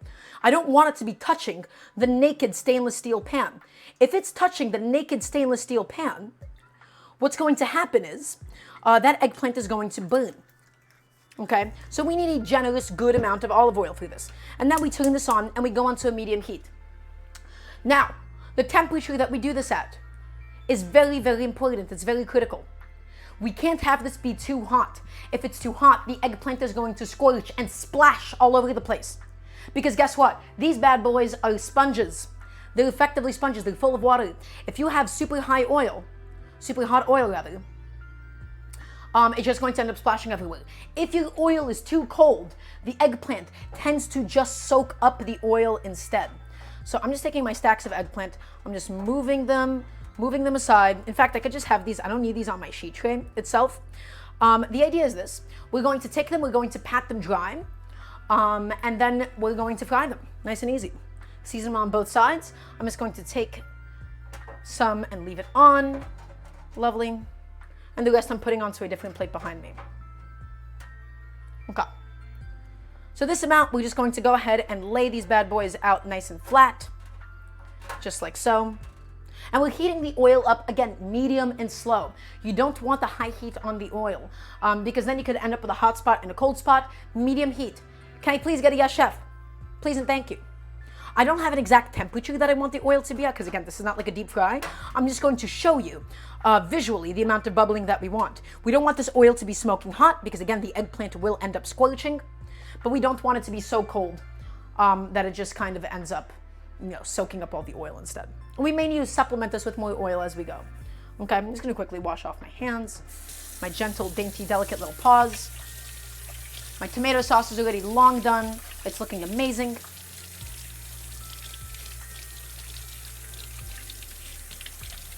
But yeah, guys, these eggplants, if you remember, who here was at my eggplant lamb stew stream? Who remembers the eggplant lamb stew? It's going to be the same thing. Right? We're shallow frying them. It's going to get really beautiful. It's going to get really, really delicious. And we're going to pat these eggplants dry and season them with some salt. That's it. Although, theoretically, you can just season it with salt after it comes out. It doesn't need to be salted beforehand or anything. So we're just going to season it afterwards. We're going to pull them off. We're going to sprinkle some salt on it, and it'll be just fine. Okay. I will now begin patting my eggplants dry. Because, ooh. I got to be careful of that. Make sure I don't do that again. I'm going to move my handle aside here. All I'm going to do, guys, and you can see that, my towel is getting slightly damp. I'm really, really pressing down the eggplant as I'm doing this. And again, I'm frying this unseasoned. It will be seasoned up later on. Don't sweat it. Don't overthink it, guys. Get rid of all of that excess moisture from it. Give it a little flipskis. And then we're going to test the temperature of the oil. Also consider that when you add your eggplant in, your eggplant is cold. Your eggplant is cold, your oil is hot. So you do want to slightly overshoot on the temperature. You want to make sure it's a little too high so that it then levels out. If your pan is perfectly heated, it's not going to be at the temperature that we want it when it actually comes to fry. Okay. Everybody, I believe it might be time. Do you think it's time? Can I please get a nice resounding yes, chef? If you think it is time for us to see if the eggplants can now be fried, it might be time. We have a lot of eggplants to fry today. Yes, chef? Let's give it a shot. Let's give it a look. Yep, that's what we're looking for. Look at that amount of bubbling. Look at that amount of bubbling. Make sure that heat isn't too high. You see how it's not splashing? Even though the fact that the eggplants are wet, it's still not splashing. That is the perfect temperature in this pan right now. I'm going to get a slightly smaller piece. I'm going to pat it dry. Oh man, am I only going to be able to do like those sheets of eggplant at a time? That's not a lot. That will be okay. It's not perfect in there, but also I need things to fit today, because otherwise it's just going to take too long. Look at that eggplant. It is now going. It's going, it's submerging, and it's taking some of the oil with it. Guys, don't worry about the oil that it's soaking up. I promise it's going to be all right. Just make sure that they're somewhat separated to the best of your abilities. Somewhat. It's going to be fine. I promise it'll be okay. Because the eggplant is also just going to end up shrinking up as it cooks. Okay? And by patting it dry beforehand, we do stop it, from splashing up a little bit. All right, thank you, Moonha. It was lovely to have you. Thank you. Always a pleasure. Look at that. Look at that eggplant. Gorgeous. It's getting saturated. It does fill up with the oil a little bit, guys. That's completely okay. I promise. It's going to collapse. It's going to release a bunch of the oil itself. Oh, look at that shot. Look at that shot. Doesn't that look beautiful? Guys, look at those eggplants. Look at those eggplants. I think that's a beautiful looking eggplant shot right now. Look at the oil. Wow, anime food looks so good. I'll stop.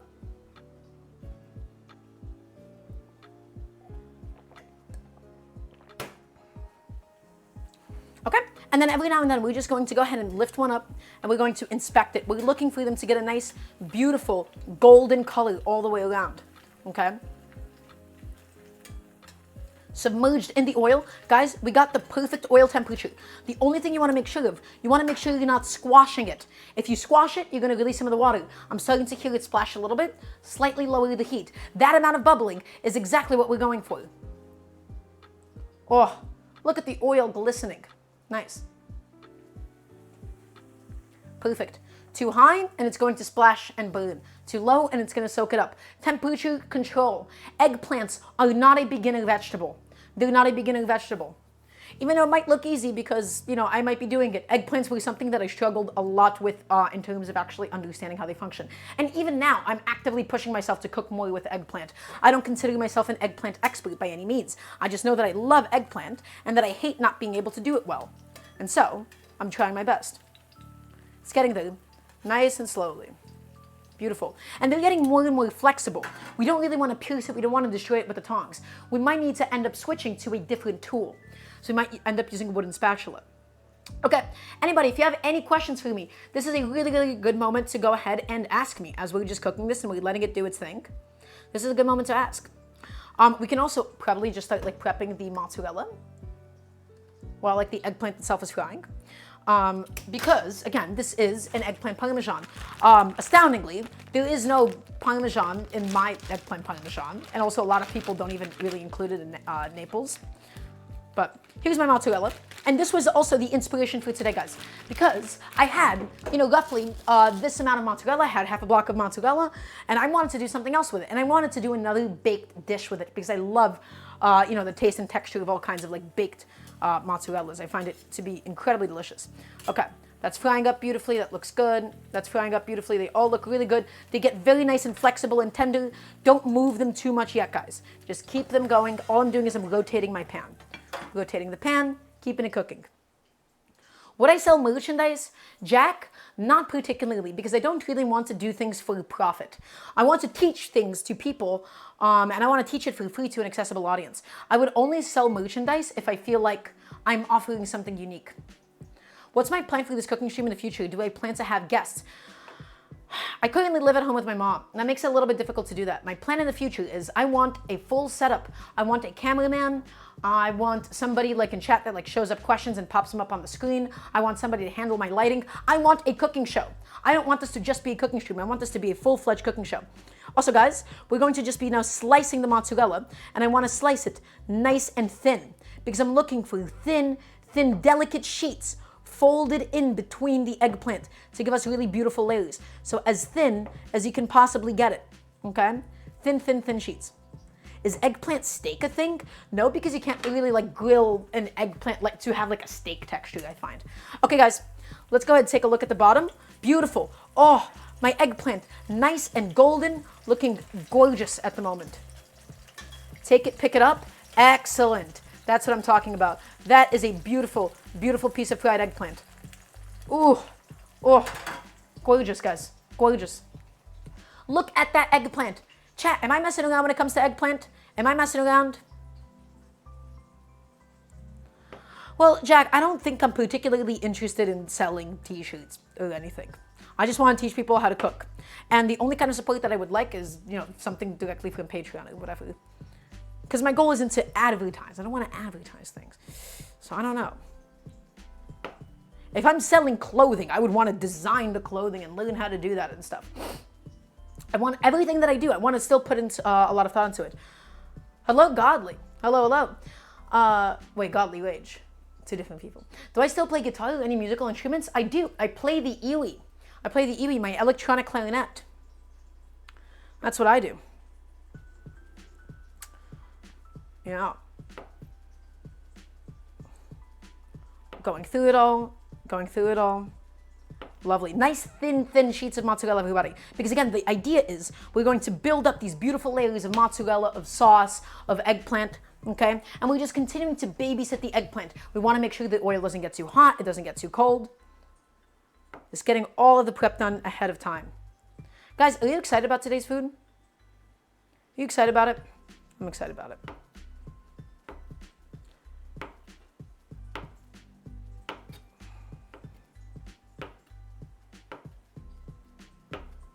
Thin. Okay, excellent. I think that's gonna be plenty of mozzarella. Oh, look at that eggplant. Okay, I'm gonna go ahead and take this, and I'm just gonna go ahead and pop this over on my plate.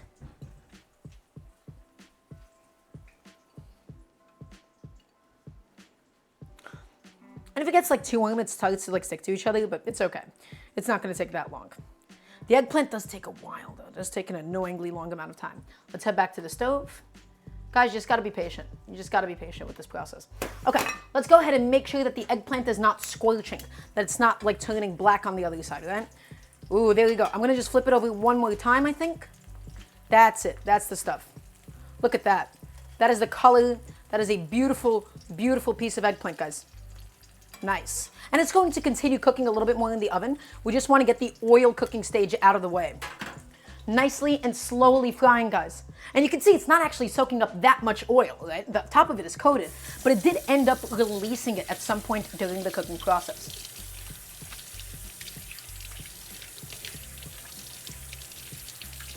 Just keep it going a little bit longer, everybody. And yeah, this is a very beautiful, very, very gentle way of cooking eggplants. So again, we're just slowing things down a little bit. We'll be doing the salad after we do this. This is a really, really good time to ask me any and all cooking questions that you may have. It can be about this dish. It can be about something else. Also, everybody, little recap session. Eggplant Parmesan, done in a very traditional Neapolitan way, except I'm using my leftover ingredients. This was inspired by the fact that I had leftover mozzarella cheese in my fridge, I had some leftover tomatoes, and so we made a really, really beautiful homemade tomato sauce here that's now just chilling out. We're going to layer my nicely, beautifully sliced fried eggplant with the tomato sauce, with the mozzarella, and I'm adding dill. Is dill traditional? Not in the slightest, but I'm adding it because that's what I have at home and that's what I need to use up for today, okay? That's what it means to cook at home. Cooking at home is a question of logistics. It is, how do I use these things up without them going bad? Okay? Honestly, guys, this eggplant is just about to come off. That's exactly what I'm looking for out of it. Awesome. And again, we don't want to crush the eggplant when we take it out, because if we end up crushing it, it's going to end up releasing its liquid into this massive pool of oil. Okay, so that is what a beautifully, beautifully fried piece of eggplant looks like. You can take it a little bit further if you would like, but the further you cook it, the softer it tends to get. But yes, if we're all listening, I want to hear a nice resounding yes, chef, from everybody watching. Please and thank you. Okay, let's go ahead and start probably picking this up. I'm going to start with my tongs and seeing, is that going to actually do this justice? And you want to just pick it up, hold it over the oil, and just get rid of all of that excess oil, okay? Nice, and lay it onto your sheet tray. Nice. This one got nice and crispy in the process. There you go, that's 2. They shrunk in a little bit. Beautiful. Just hold it over, get rid of all of that excess oil, because again, it's just going to give us a greasy dish, and that's not what we're looking for. And you can see that a lot of that fat is still remaining in the pan. Some of it, yeah, some of it ended up getting soaked up. That's totally okay. But a lot of it was left over in the pan. And then we're just keeping it over the sheet tray. Now, let's go ahead and do the next batch of eggplant. I'm taking my paper towel. I'm patting them dry one more time before they go on in. Okay? Just to make sure that they're not too wet. Heating the oil back on up because it lost a lot of heat as we took out the eggplant. And now we slide in the next batch. Ooh, I almost burned myself. Scary. That oil might now be a little too hot. Okay, you can see how aggressively it's bubbling. I would argue that that is slightly too hot. Is that all I'm going to fit in here? Just 3 pieces of eggplant? Guys, this might take a long time. This might genuinely take a while today. These 2 still didn't end up fitting. Uh-oh. Uh-oh. Yeah, this is the reality of frying eggplant. This is what happens. They take up a lot of space. This is not really a process that you can rush that much either. Oh, and by the way, while these eggplants are really like nice and hot still, that is when you want to season them with some salt, because they still have oil like on the outside. It's going to stick to the salt, okay? So season these bad boys up, and you get to really, really control how much salt you're putting. If we season these eggplants beforehand, a lot of that salt would end up, sort of falling off of it and ending up in your pan instead. We're in it for the long haul. That's right. We're here for a while today. So it's going to be a nice, long, cozy stream. Can't really rush this process too much.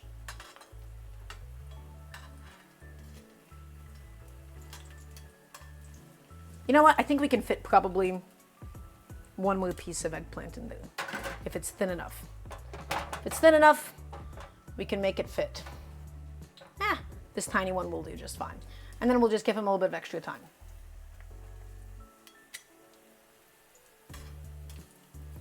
There you go. She's going. Nice. I'm going to go ahead and actually get some moisturizer. My hands are getting a little bit dry. Please excuse me, everybody. Any questions that you may have? Again, really good times to ask me.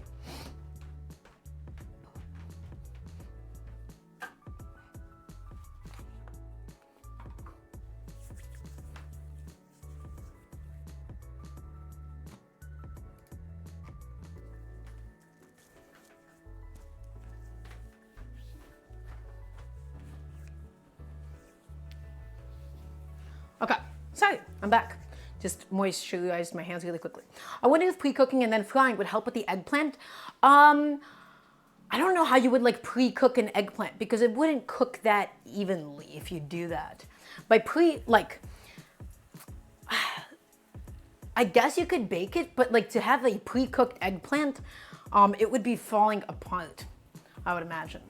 But yeah, guys, to me, this kind of a dish today that we're doing is in many ways the epitome of home cooking. Ooh. Yeah, actually, we could have probably just done a higher heat and gone away with it. This kind of a dish is the epitome of home cooking to me. The reason why is because we're just using a bunch of things that I already had in my fridge today. This stream, the Sunday stream, is all about using up leftovers and then taking a little bit more time to really make it nice and special. That is a good looking eggplant, guys. That is a damn good looking eggplant. I think I was actually being a little too gentle with the heat at the moment. I think a higher heat would have been just as fine.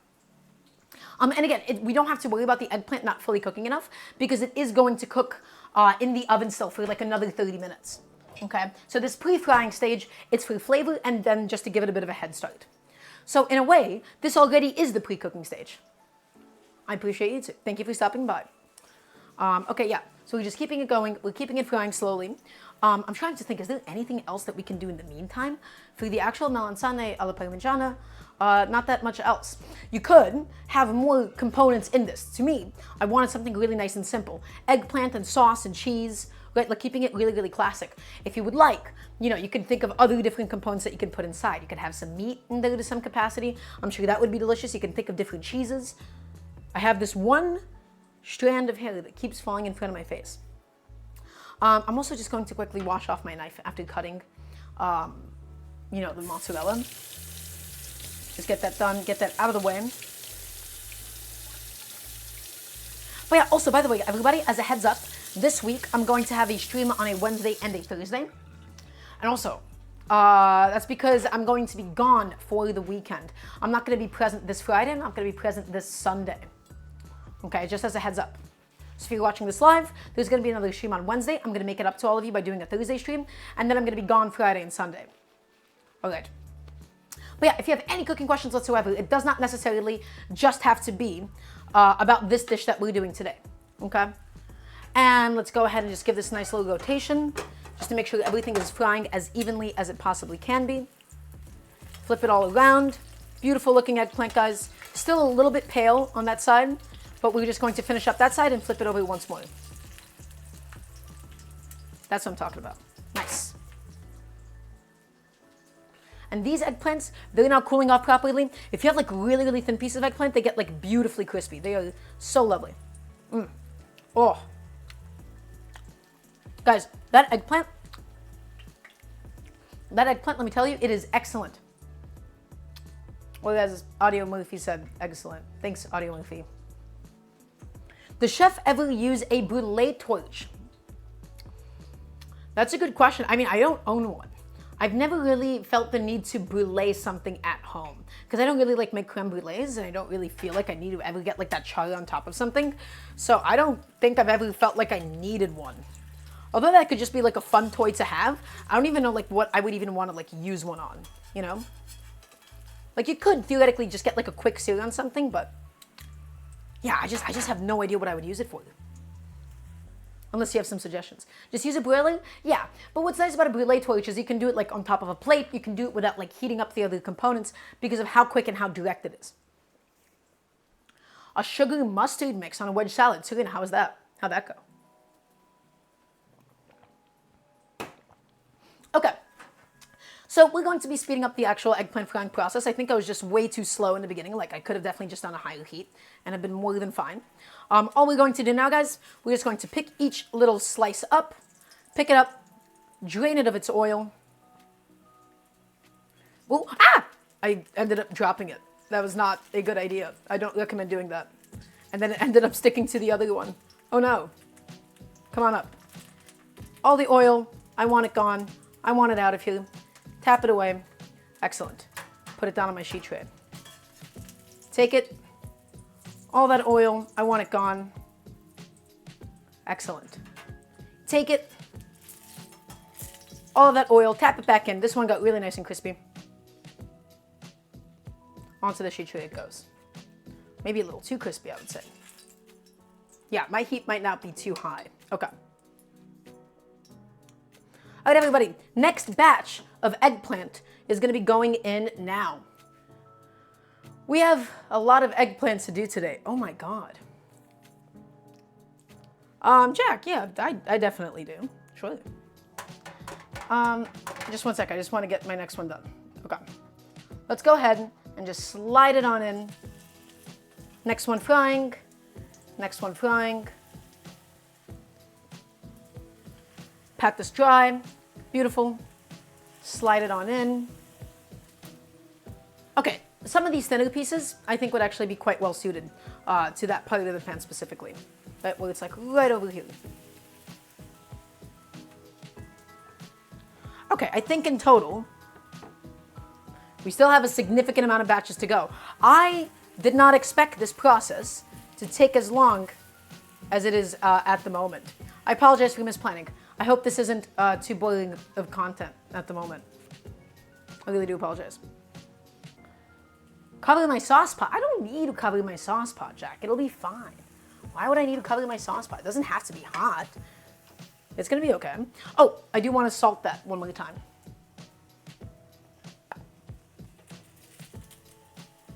Salt it up. Excellent. Nice. That's a significant amount of eggplant. The only thing that I do want to do though, I do want to just pat them nice and dry because they do have, some of them have more oil than others. And that's why we don't want like too thick of a piece of eggplant. The thick ones, they do tend to like soak it up more than anything. And like the really thin pieces, they get like beautifully crispy instead. It's a process. It takes time. You gotta give it some time. You gotta give it some love, guys. Ooh, yeah, this pan got shallow. This pan got shallow fast. They soaked up all of that oil. Wow. And that's okay, because that olive oil is gonna make it nice and tasty. Okay.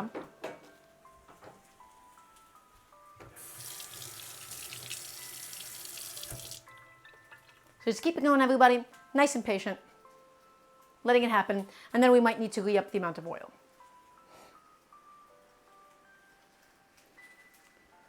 Jack, I don't have a, audio movie, I don't have a cat. Do I have any hobbies or passions besides cooking? Yeah, of course I do. I had to think for a second. Yeah, music. Music would be a pretty big one for me. But at the moment, I've actually just been working so much and I have been cooking so much. So not as much as I would ideally like to. Okay. These eggplants. Ooh, yeah, we definitely need more oil for that next batch when they go in. Just get them in there, flip them over. You can see like how much like color they're getting, and now they're getting like a little bit spotty. That's because they're no longer like properly frying in that amount of olive oil anymore, right? They're just instead searing, but it's okay. They'll still get done. They'll still get there in time. Just gotta be nice and patient, guys. Okay. But yes, so after this, all we have to do is we're going to layer it up. We're going to put it into a dish. We're going to bake it off. Honestly, I might just stop after this amount, depending on, I don't think we'll even have enough eggplants to actually stack it. Ooh, that's annoying. I do want to taste it.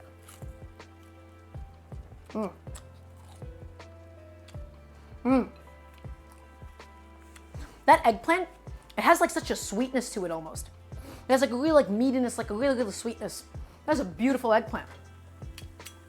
It's so meat-like, especially cooked in oil this way. It's a really beautiful product.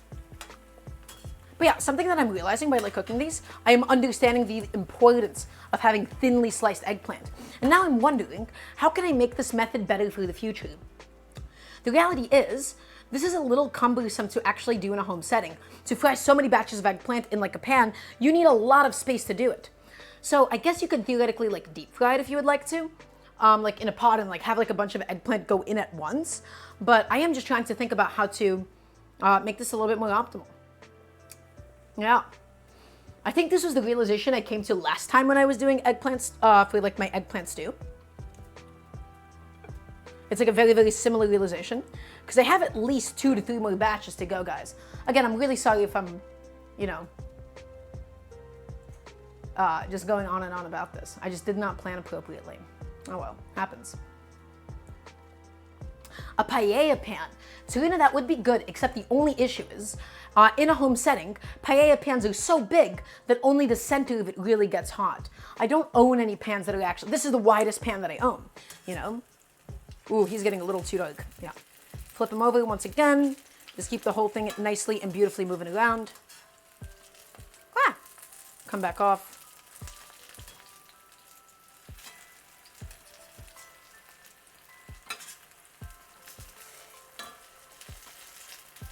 There she goes.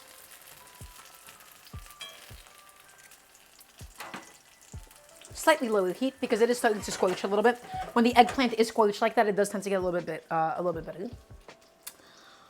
Okay. We're just going. We're just frying, guys. We're keeping up the process. We're keeping up with the pace. Excuse me.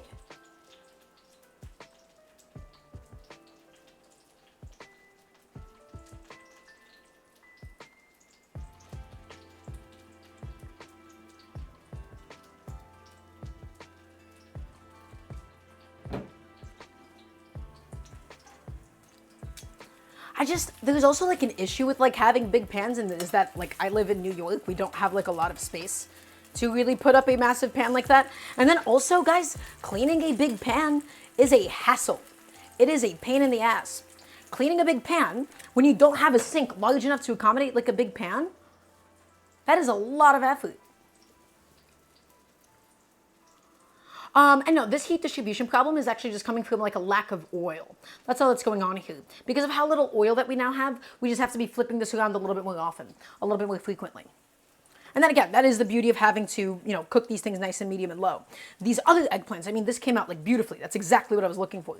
And then I think I'm just starting to get a little bit impatient. Whoops. Happens to the best of us.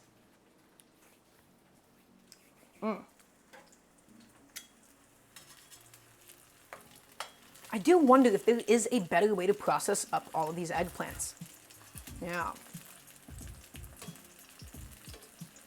Yeah, like that thick one is definitely like not done, right? And I can't like rush these too much. Okay. We could probably start in with another eggplant while that's just going.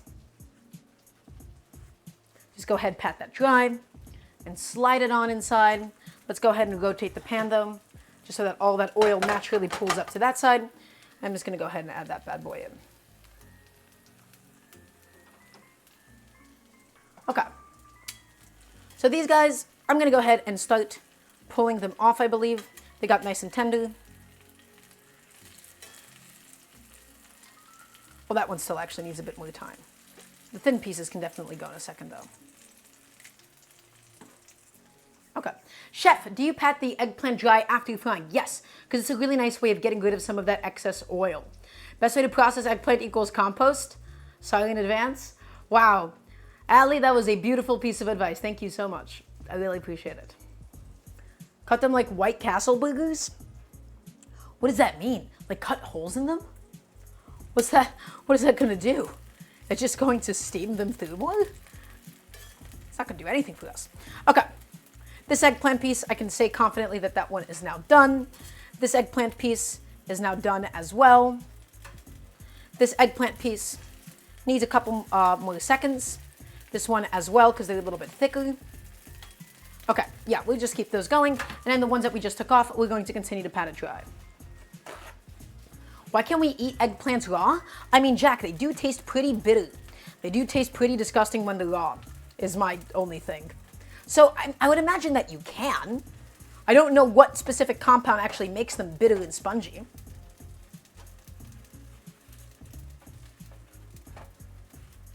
It's just not going to be very delicious.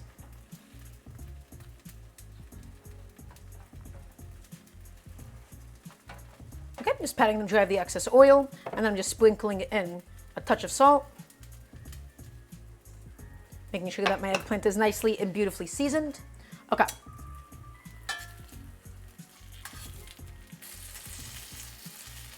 There we go. And that one is also going at the same time. Nice. We might just start assembling soon. If we have like enough eggplants to actually like properly assemble this, then we might just follow through with it all. I'm actually just going to start building the assembly station that we need for, today's eggplant parmesan. Today's melanzane. Okay. Let's just head over to my cutting board really quickly. Yeah, guys, I'm not going to do these scraps of eggplant. This seemed like a good idea at the time, and I still think it's a good idea. I'm just like not sure of how to make this process faster. Again, I really, really do apologize for any inconveniences that it may have caused. Okay, this I'm just going to go ahead and set behind me.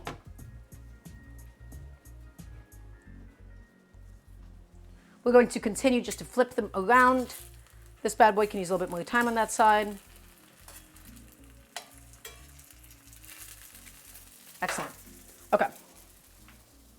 Let's grab a sheet tray, and we're going to go ahead and put a little bit of foil in. And so, we're now going to be building today's eggplant parmesan. All right, my melanzane alla Parmigiana. Here's what we got to do.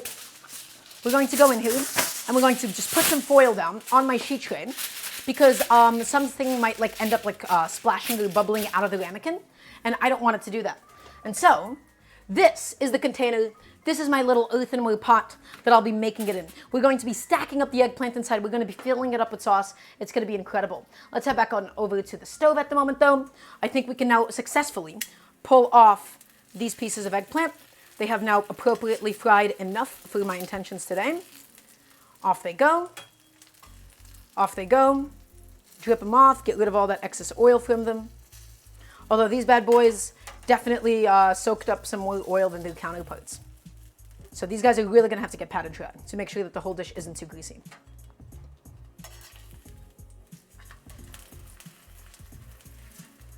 Okay, excellent. That's going. And I'm going to pat those dry. Everybody, are you ready to assemble? I'm just going to keep cooking this while I am in the middle of assembling. I think that's going to be just the best way to do it. You ready to assemble? I want to hear a nice resounding yes, chef, from everybody watching. Please and thank you. Right now. Okay. But before we do that, actually, I'm just going to slide in my next few eggplants. I know it's not a lot of oil at the moment, but it's okay.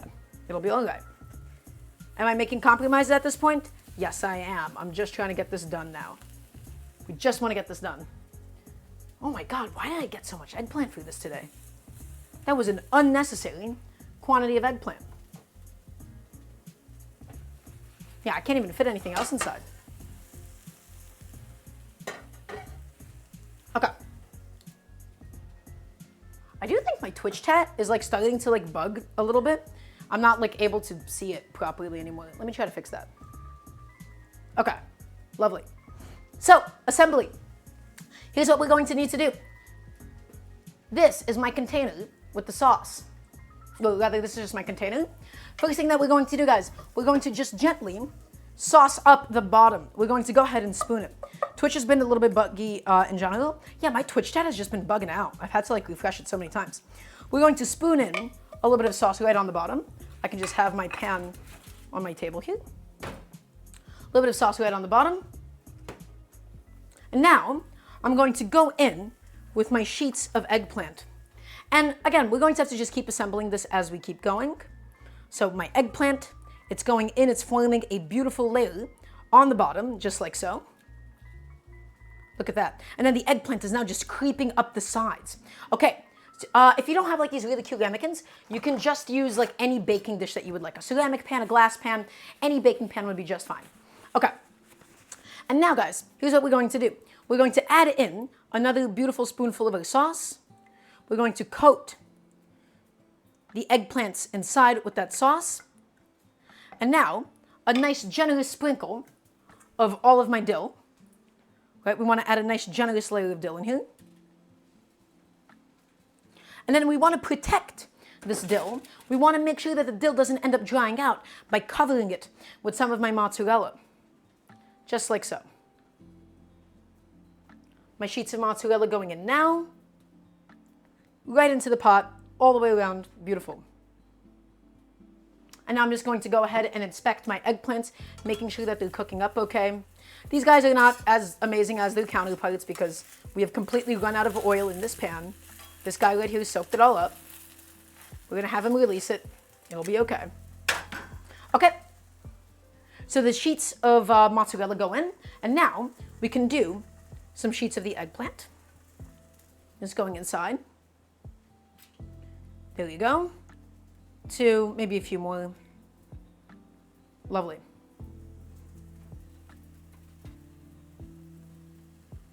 Yeah, let's just get this one inside. Let's break them in half or so. That should be good. Just pop them onto that edge, pop them onto that edge. Great. And now, guys, we're going to go in with, yet again, another ladle of sauce. The order of operations here, by the way, is entirely up to you. The only thing that we just want to make sure of, we don't want to have any dill in the top layer. If we have dill in the top layer, the dill itself is going to end up drying out. And yes, you are comparing this to a lasagna, but that is what a Neapolitan melanzane alla Parmigiana is. I do get tired of cooking sometimes, Jack. I've been really pushing myself like to actually try and effectively cook 3 times a week.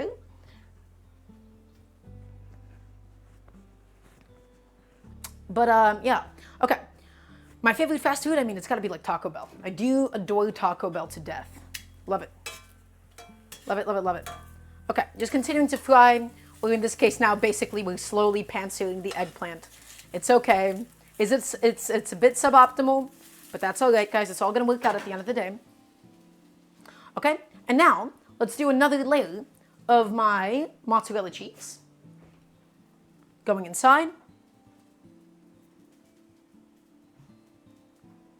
And we're just going to keep layering and keep stacking all of this up. I want to have everything nicely and beautifully covered. Okay?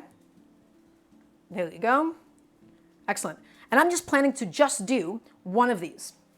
Okay, so however much will end up fitting in one of these is going to be perfect. Okay? Next couple of sheets of eggplant going inside. And again, it's fine for it to be like smushed around a little bit. It's going to break up, especially if it's like a little bit crispier than the other ones. Just get it all the way out to the edges, and we have nice layers of eggplant. Okay? I think we have enough for one more layer actually after this. So that's the perfect amount for this little container. Everybody, we're hitting the final stages of this process, and then we're going to be doing the salad. Are you all excited? I want to hear the nice resounding yes, chef. I know we got a little bit low energy. I know we got a little bit low morale as I ended up getting annoyed with the eggplant, but it's all going to be okay. I just want to hear the nice resounding yes, chef from everybody watching. Ooh, my heat is too high there. Okay. Okay, and now another thing of tomato sauce going inside, packing it nice and full, keeping that humidity. Ooh. Nice and chunky, but not too chunky, like no massive chunks or anything. And let's do another layer of dill.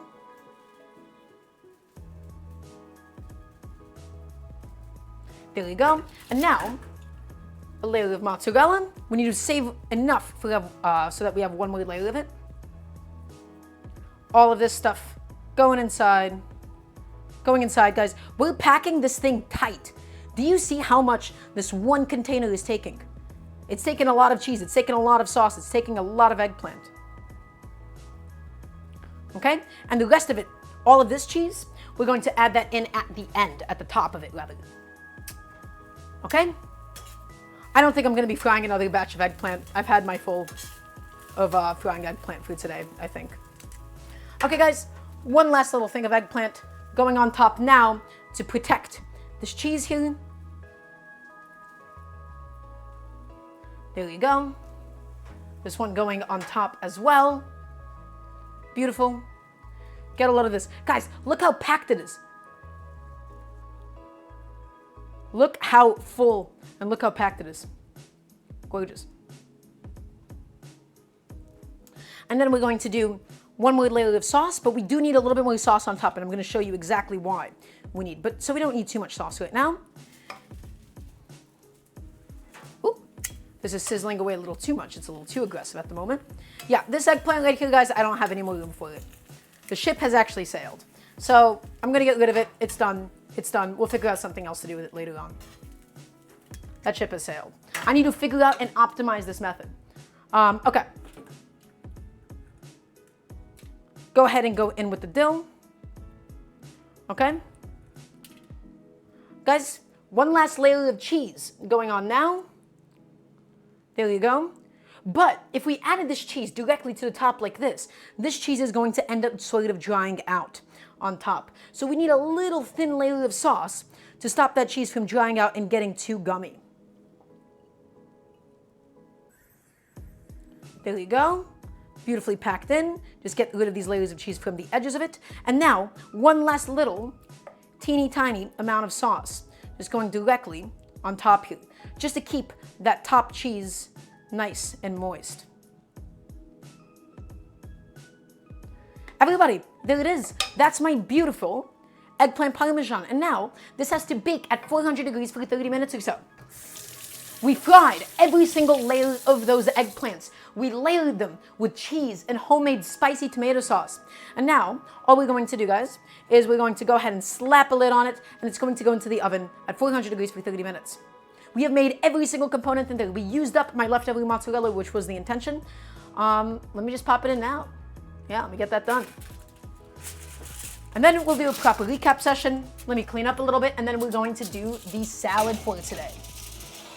Everybody, thank you so much for being so patient with me throughout this process today. Also, thank you so much to Zen Mode for the sub. So, everybody, we have now put in the eggplant, the melanzane alla Parmigiana, into the oven. We made a homemade tomato sauce. We fried some onion, we fried some garlic, we fried some chilies. We then added in our tomatoes and we let it cook down with a little bit of oregano at the end. We took a bunch of eggplant, we sliced it up, we fried it in a generous amount of oil, took it out, patted it dry. We sliced up some mozzarella nice and thin, and then I'm using a lot of dill. Why? Because I had excess dill for today. I had some excess dill that I wanted to get rid of, and that was the entire intention behind today's eggplant parmesan. So we layered in eggplant and tomato sauce and mozzarella and dill, basically like building a lasagna from the ground up, put a lid on it, and now it is sitting in the oven. I am now just taking a second to just clean up my station. If anybody has any questions, this is a really good time to do so. The next thing that we'll be moving on to is I'm making a salad today. I have a red pepper, I have some broccoli, I have some scallions, and we're going to make a really delicious dressing out of all of it too. So I'm just going to go ahead and get my station ready for that. Everybody, please, once again, thank you for bearing with me for this process. But yeah, we're going to begin the salad. We're going to make like a really lovely like chili sour cream dressing. Again, because I had some sour cream and I wanted to get rid of it. And I do have some more chilies. So everything that we're doing today, guys, is home cooking. We're getting rid of things that we already have in a kitchen. Okay? All right. Just cleaning up my station, putting away all the different things that we don't need at the moment, just so that we are staying nice and beautifully organized. There you go. That's all done. What else do we need? Or rather, what else do we not need? I don't need that. I'm not going to need the sheet tray. I just need a place to put it after it's done. Okay. And I'll put the sauce away after. I do want to give my tomato sauce another proper taste, though.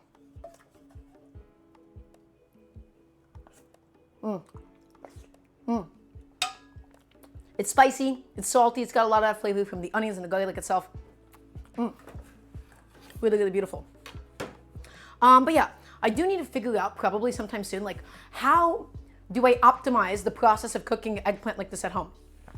Because guys, if I was kind of frustrated by it, you would be too. And so I'm just trying to figure out how feasible and how realistic is this to actually be a consistent home cooking dish. I'm pretty sure I came to the same realization when I was doing my eggplant lamb stew the last time. And I do have a couple of ideas. But the issue is eggplants are so big, but they really like shrink down so much. Brush them with oil and then sheet pan, serena, but they don't get even color that way. They really, really don't. Now, what I can probably do is almost like a confit. Have like all of the eggplants stacked in there and like full of olive oil and do like 300 degrees for like a certain amount of time. That would not be a bad idea. But I wonder how much oil the eggplants would end up soaking up that way, which could end up being a problem. So these are all just good questions that I'm asking you. What's the issue? It's just that cooking eggplants like that, it takes a very, very long amount of time. It took too long of an amount of time. Okay, chat. We're now going to go into the process of cooking and making some really, really beautiful salad. The reason I'm doing this salad today is because I had some leftover excess ingredients. I had this broccoli, I had this red pepper, I had these scallions, and so we're going to be integrating them into the salad, held together by a sour cream dill dressing. So the first thing we're going to do is we're going to make that dressing. Let's head on over to my cutting board. Boop. There we go. Head on over to my cutting board. And so, my inspiration for this dressing today, guys. Also, Allie, you're not being too much at all. You're being great. The inspiration for this today is actually coming from the crema that I make. I make a really nice like jalapeno lime crema anytime that we're like doing tacos. And it's like spicy and like really, really delicious. And so we'll be doing something similar today, except we're using sour cream and we're using some lemon juice. And we're using like the red chilies instead of like jalapeno and cilantro. Okay, so it's gonna make a really, really lovely creamy dressing for today's salad. So let's go ahead and get out a couple of the ingredients that we need for that. I have a couple of chilies that I wanted to use up for this today. I just have 1, 2, let's do like 3 chilies. Yeah, let's do like 3 chilies. I want like a reasonable amount of spiciness, but I don't want this to be overwhelmingly spicy or anything. Let's go ahead and get rid of the heads of the chilies. And we don't need to like chop this up too finely or anything. The only goal from the chilies at this moment, we just want to chunk it up a little bit so that our blender has a bit of an easier time going through it. So, 3 bird's eye chilies. You can use whatever spicy chili that you might actually have, right? It's entirely and completely up to you. And doing a dressing like this, doing a sour cream dressing like this, guys, it is so simple. It is super, super easy. Okay? So, my chilies, scooping them up and putting them into my little blender cup. Next thing that we're going to do, guys, we have this amount of dill. We might end up adding more dill than this if I feel like it. Good amount of dill, though. All of it just going in. And yeah, this is, again, like really, really inspired by like the cilantro lime crema that I do, except we're just using lemon and we're using dill and we're using the red chilies instead of like the serranos or the jalapenos. So it's going to taste a little bit different, but it's still going to fundamentally have a lot of the same idea and the theory behind it. So that's my chilies, that's my dill. In fact, I kind of want more dill. And we are going to need more dill anyways to go ahead and just chop it up. So let's do another chunk of dill. And the dill, this time, this one can be kept relatively like stem on, right? And the reason for that is because it's all gonna get blended up anyways. So you don't really have to worry about it too much. So this guy, we're just chunking it up once again, just so that it fits into my blender really nice and easily. I kind of want more dill than that though. I'm looking at that amount of dill. I think it can be even more dill for it at the moment.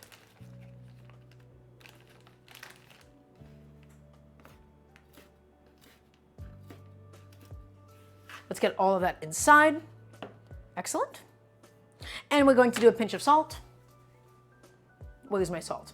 Aha, behind me the whole time. A pinch of salt, so that our dressing is nice and seasoned. And then we're going to go ahead and do 1 clove of garlic. You don't need a lot of garlic. In fact, I might end up only using half a clove because the garlic itself, especially in a raw form, is incredibly, incredibly pungent. And we don't want it to overtake the dressing. Is everybody listening? I want to hear a nice yes, chef, from everybody watching. Okay, there we go. We just need like 1, or like, we'll start with half a clove of garlic because it's a lot easier to add than it is to take away. We cut off the root end. The skin is already naturally and easily coming off. But if it wasn't, all that we would need to do is, did I already put away my bench scraper in my dishwasher? Did I already do such a thing? Where's my bench scraper? Chat? What'd you do with my bench scraper? My dill was over it the whole time. So just take it and smash it down. Excellent. Okay, and just get rid of all of this. No use for it. You ate it. Watch it, Jack. And we're just going to take it, and I'm only going to start by doing half. Okay, guys, it's a lot easier to add than it is to take away. So we're going to add half a clove of garlic, and then, you know, we'll just add more if we want more. I'm also going to do a small little chunk of onion. I think onion, and this is going to be really, really pleasant. I'm just going to need like less than a quarter of an onion, just for a little bit of that allium flavor. That's going into this dressing as well. Lovely. And now we need some lemon juice. That's what we need. We're gonna need some lemon juice going into this. We want some of that acidity, right? So I'm going to go ahead and grab my lemon. I'm gonna go ahead and grab my citrus juicer. Once again, we can add, but we can't take away. So we're going to start with half a lemon's worth of juice. Then we're going to taste it for acidity and decide whether or not we actually want more. Half of a lemon. Guys, when you're using a citrus juicer, you want to do flesh side down. I love citrus juicers. They really get the most out of it, and you don't have to really strain your hands. So take it and press it all down. There we go. And then while squeezing, all of that lemon juice, nice and aromatic, going inside. Excellent. All right. And then the final step, guys, actually the final step, I lied. I fibbed. We need a little bit of black pepper, just for some seasoning. And then I'm doing the rest of this amount of sour cream that I have. Ooh, had some eggplant on the ground that I slipped on.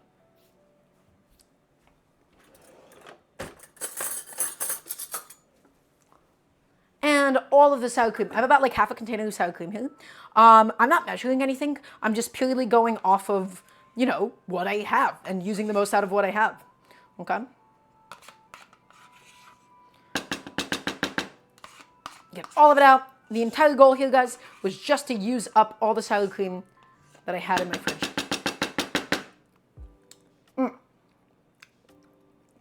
I love sour cream. Okay, so that's done. That's all filled up. Let's talk about this dressing one more time. This is a very balanced dressing. This is a very balanced cream. You can also put this on top of chips. It'd be a very nice dip. But in this case, I'm using it as a salad dressing. We have some onion and garlic in there for the flavor and pungency. We have some chilies in there for the spice. We have some lemon juice to thin it out and also for the acidity. And we have a bunch of dill for that freshness. Here's what we're gonna do. Let's go ahead and go on over to the stove. I'm going to set up a blending station. There you go. And there you go. Excellent. And now, guys, just cap it off. And let's blend it all the way down. Where did I actually put my blending cap, my blade? What is your biggest tip or workflow idea for home cooking with ADHD? Post-its help me tons. So does setting up my station, but I'm always feeling frazzled. Get all of your prep done before you're actually cooking.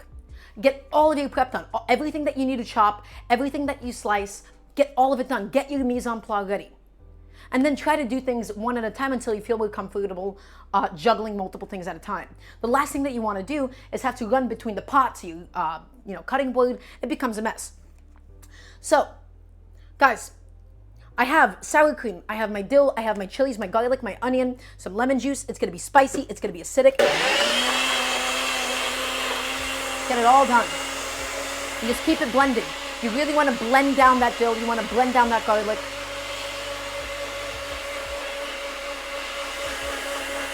You don't want any chunks of onion, you don't want any chunks of chili, okay? Just blend it down.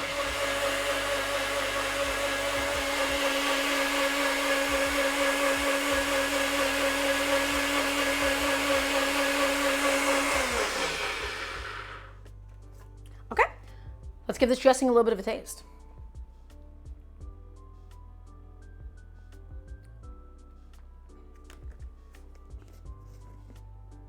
Smells great, smells wonderful. Chili just immediately hit my nose, so I had to reel back for a second. A little too liquidy, probably from the amount of lemon juice that we added, but that's okay, because it is a salad dressing after all. Well, that's good.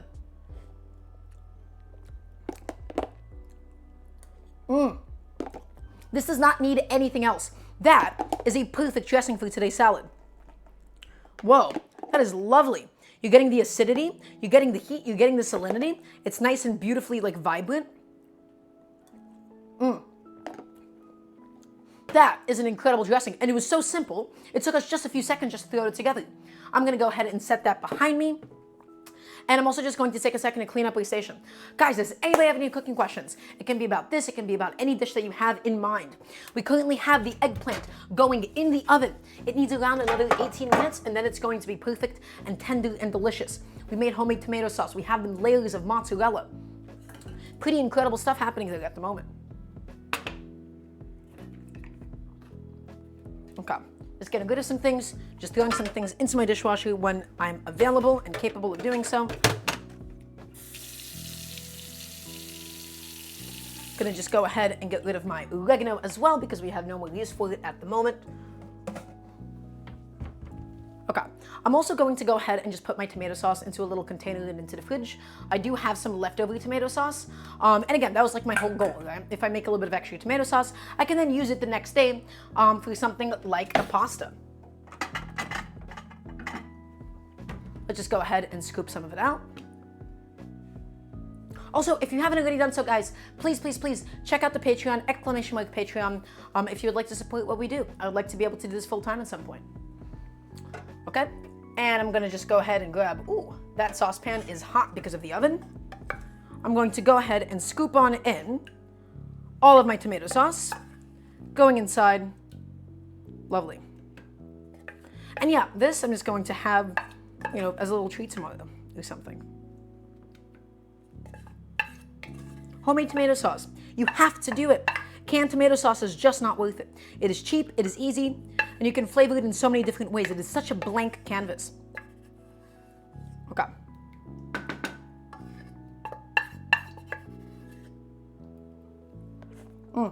Delicious. Oh, that is so good. A little salty, sweet, spicy. That's a very balanced tomato sauce. Is this lid big enough? Not at all. That's the wrong lid. Let's grab a proper lid for this. Okay.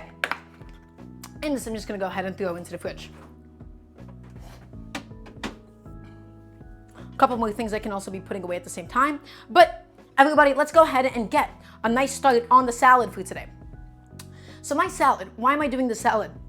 Why am I doing a fairly seemingly random assortment of ingredients? Why am I doing a broccoli, red pepper, cream salad? It's because I am once again using the things that I have in my fridge.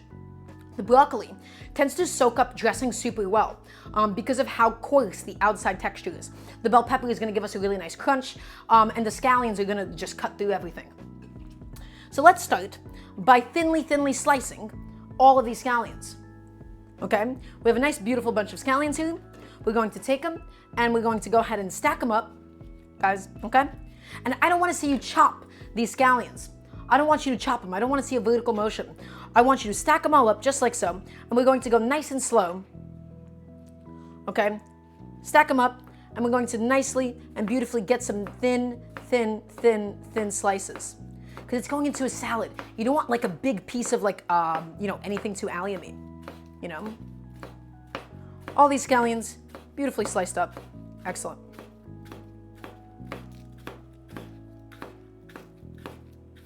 And all of it is just going to be dumped directly into the salad food today.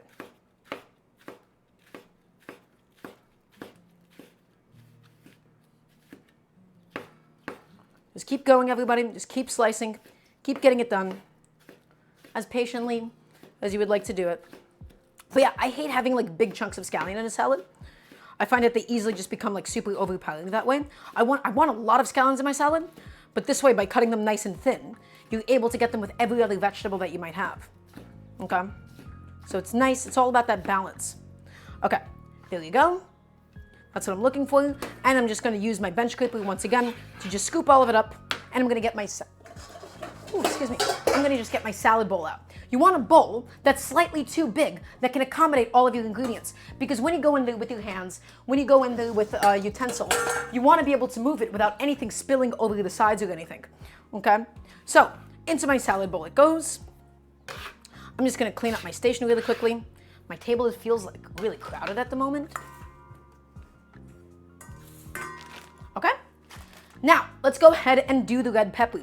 The red pepper, I'm looking for everything to be like small to medium cubes because I love chopped salads. I hate salads where everything is lying in massive pieces because it doesn't pick up the dressing that way and it becomes really difficult to get into your mouth. For this bell pepper, this is a red pepper that we have here. It's kind of annoyingly shaped. I'm going to just cut off like the point of it so that I can then hold it up vertically. And then I'm going to just shave down the sides and keep all of the seeds and all of the white part inside of the pepper. How am I today? I'm doing good, Tatsumi. Welcome in. How'd you find the stream? Okay, there you go. And then last one getting cleaned up now. There we go. And now we have a bunch of sheets of these bell peppers. We're going to take this little bell pepper tip, and we're just going to also cut that similarly. Lovely. So let's go ahead and take these bell peppers. I'm going to cut them in half because they're a little bit long today. Cut them in half, get some evenly sized pieces like so. And now we're going to go ahead and cut these into batons. Nice small to medium width batons.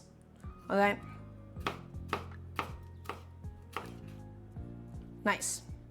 Just go through them all, everybody. Well, I'm happy to provide. We currently, at the moment, we have the melanzane alla Parmigiana in the oven at the moment. It's cooking up in this ramekin, and now we're just doing the salad for you. So welcome on in. It's lovely to have you.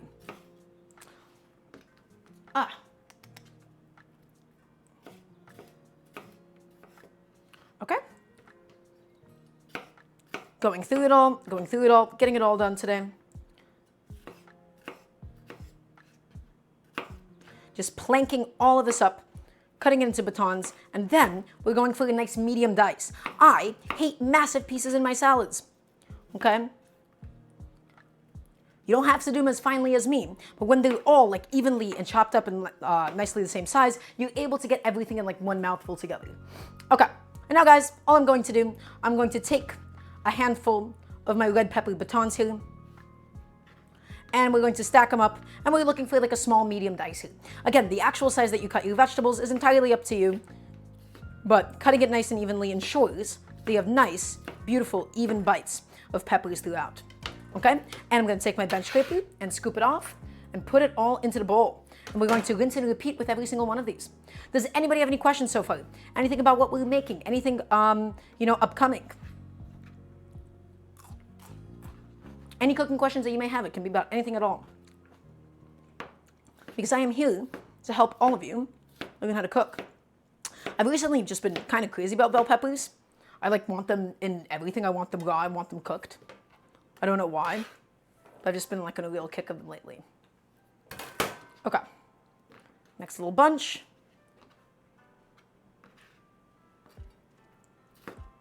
Cut them up, nice. What's my favorite bell pepper to eat raw? It does have to be a red one. I don't love green bell peppers. I love like the aromatic quality and like the vegetable taste of the green bell pepper, but like raw red peppers just have that sweetness for me.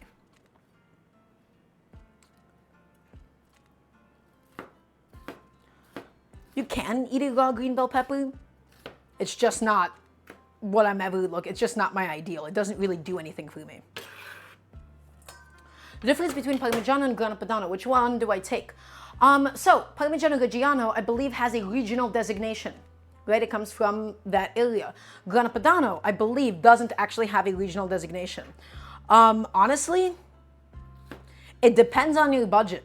Which one do you take is entirely dependent on how much money that you want to spend, because Grana Padano is just cheaper. It is just cheaper than like a real, like authentic, DOP Parmigiano Reggiano. So that's my advice to you. Also, the eggplant only has 9 more minutes, so let's go ahead and get a move on the rest of the salad. So let's go ahead and get this broccoli. Oh, I forgot one of my scallions. Oh no. I forgot I had like one scallion chilling out a little bit. Just quickly, thinly. I'm rushing it too much. Thinly slice it up. And yeah, I love having broccoli in salads that have like a sort of like cream dressing, which is what we're doing with the sour cream today. Because the broccoli, the head of the broccoli has so many grooves in it that it's just able to really, really catch it and pick it up so well. It picks up dressings, it picks up dips. So let's go ahead and do that now.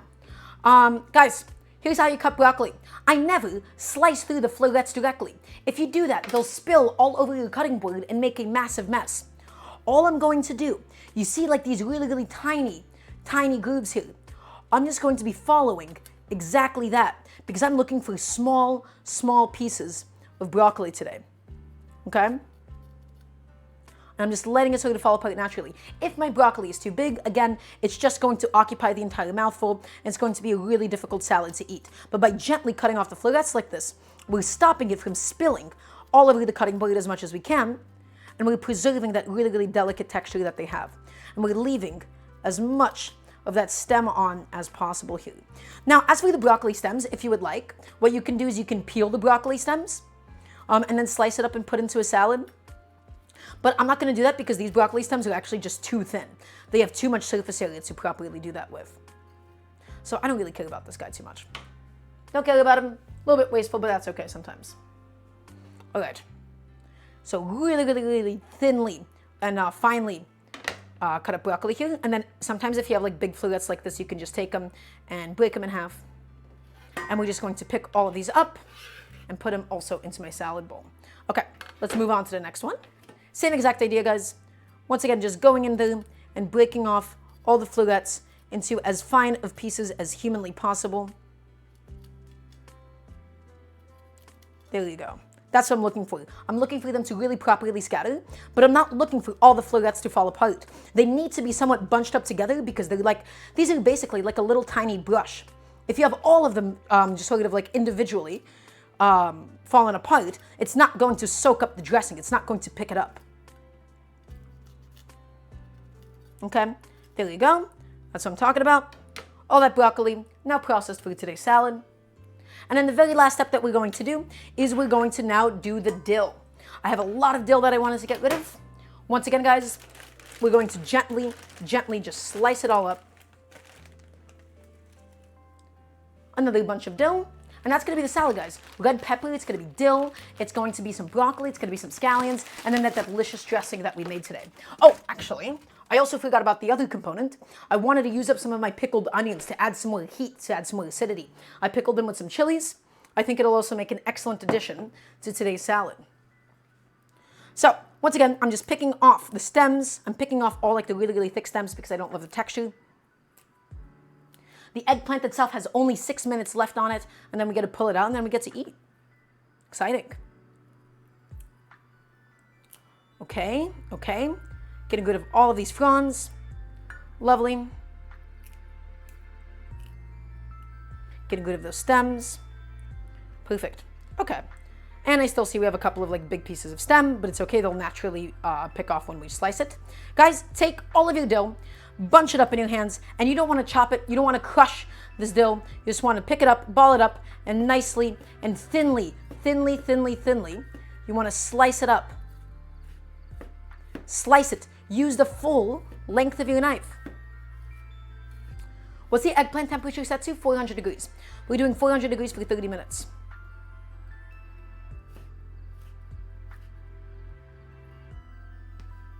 Okay, there you go.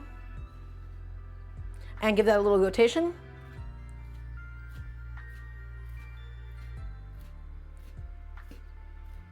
And now, because this is going into a salad, I don't want massive pieces of dill or anything. So I'm looking for like a fairly finer mince than usual. All right? So a little bit more, just in case you have any like big pieces left. But again, I do want to emphasize, you don't want to crush, you don't want to destroy this dill or anything. Go ahead, get it off the cutting board and get it into the bowl. No, you wouldn't really reduce the temperature because it's an enclosed cooking vessel. It's more so about like the cheese and the browning of the cheese. Okay, so don't worry about the temperature too much. 400 or 375 would both work just as fine. Okay, last step, everybody. I have these beautiful pickled onions here. And the entire goal was I wanted to just use them up for the salad. Having pickled onions like these pickled red onions, they're really nice to use up in salads, they're nice to use up in soups, in sandwiches. They have so many different uses. And this is one of my favorite ones. Take them, and I'm just going to stack them onto the cutting board. Let's get rid of the last of them. Yeah. And I can just go ahead and toss this away. And they were pickled with bay leaves and chili, so they'll have a lot of flavor throughout. Okay. Stacking them onto my cutting board. Excellent. And all of these pickled onions will find themselves going into the salad today. You don't have to chop these up too finely. The only thing that I want to do is just make sure that we don't have any massive chunks of it once again. Massive chunks of it, and it's just going to sort of overwhelm the palate, especially because of the fact that these are spicy pickled onions. Okay, there you go. Used up all of that. So, Tatsumi, you've asked me a wonderful question. You asked me, how do I save my tomato sauce if it's too acidic? And my answer for you is, you simply did not cook your tomato sauce long enough. Most people, they don't cook their tomato sauces long enough. If your tomatoes are naturally sweet, you don't have to cook it too long. But if they're not so sweet, you want to go for like an hour, another, hour and a half or so. I promise you, time will be your best friend. Okay, guys, let's go ahead and just take these pickled onions, and they've already been like julienne, so I'm just chunking them up now, cutting them up into pieces. Ooh, what can I not cut through? What the hell did I get stuck on? Is that some of the garlic? Oh, I think I got some garlic in there too. Cutting it all up. There we go. Lovely. And then if you still see like any like really huge pieces, you can go ahead and take care of those. And all of these pickled onions, I'm going to go ahead, scoop them up, and put them into the salad. And now, because my hand just touched essentially a bunch of vinegar, I'm going to just wash off my hands really quickly. And guys, guess what? That's it. That's all that we actually needed for the salad today. So all I'm going to do right now, I'm just going to quickly rinse off my knife because I was cutting something acidic. My eggplant is almost ready to come out of the oven. Okay. Let's go ahead and rinse this off. My eggplant has officially been baking for an entire 30 minutes. And that is the perfect amount of time. You want to melt the cheese. You want to get the whole thing beautifully bubbling. All right. Let's go ahead and wipe it off. Guys, let's go on over to the stove. And now it is time for the reveal. I'm also going to just get rid of this saucepan really quickly. Just get that onto my sink. It is time. My eggplant, we fried up all the individual layers. We made it so beautiful. We made it so perfect. We stacked it up full of mozzarella. I'm really excited to see how it turned out. And now I'm also just getting rid of my cutting board while I do have a second of time. I'm just cleaning up my station, cleaning up my table, cleaning up my workspace. The oven's about to go off. Guys, everybody, it's time to tap in. I want to hear a nice resounding yes, chef from everybody watching. We're about to do the reveal of the whole point of today's stream. My eggplant, my melanzane alla Parmigiana. Inspired by the Neapolitan technique, but then transformed with the ingredients that I actually had at home. It is time for us to now take a beautiful look at it. Sorry that I'm, keeping you guys in suspense so much. Perfect. I want to hear yes, chef from everybody. Wake up, wake up. That's only 5-6 people. I want to hear it from everybody watching right now. So let's go ahead and take it. And it's just currently baking off in this dish, this beautiful earthenware pot. There we go. Closing up my oven. Let's turn the oven off. And guys, hopefully it looks pretty good in there. That's the hope at least. And if it's too wet, we can always just put it back in for a little bit longer. Oh, that is a cauldron. That is a cauldron, and it is currently bubbling. Is all of that oil? That's a pretty comical amount of oil. But that's a really good looking eggplant in there. It is stewing, and it is a little bit wet. So what we can do is we can probably put it back in for a little bit longer, uncover to get rid of some of that water. But all that eggplant is stewed inside with the mozzarella, with the sauce, with all of that oil. Really, really tender, really, really sweet, and really delicious. Excellent. Okay, you know what? I think it's time to actually just finish the salad and plate it up. That's a good looking eggplant, I think.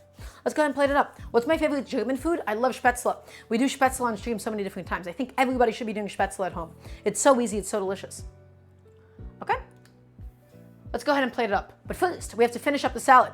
So guys, broccoli, pickled onions, scallions, dill, and let's go ahead and hit this with my lovely dressing that we made. With the dill, with the sour cream, with the chilies, nice and spicy. There we go. And then I'm just going to go ahead and go in there with the same spoon. It'll be just fine. And just mix all of this around and get all that dressing seeped into every single crevice. This is the kind of a salad that you do need to mix through properly to make sure that that dressing is fully and properly covered. And the broccoli just takes on the dressing so well, okay? The broccoli really, really does soak it up in all those little grooves. And we're going to taste it and decide if it needs more dressing. That's a good salad. Another spoonful in. And again, you just want to keep mixing this. You cannot undo-mix this at this point. Okay? You want to get all of it into the grooves of the broccoli. Make sure it's nice and hydrated. All of it mixed up. It has the heat from the chilies.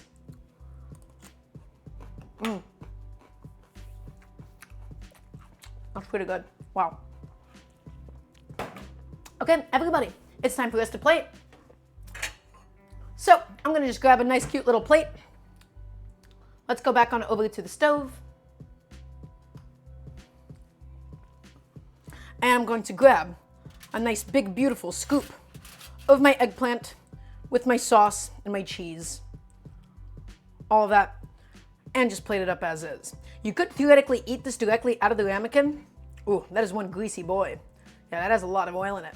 And that's okay. That's exactly what I was intending out of this. Come on, buddy. Up you go. Ah, that is a lot of mozzarella that we have in here. My God. Okay, maybe a little bit more for myself. Wait, did I actually get any eggplant? Not like that much. Okay. There we go. Excellent.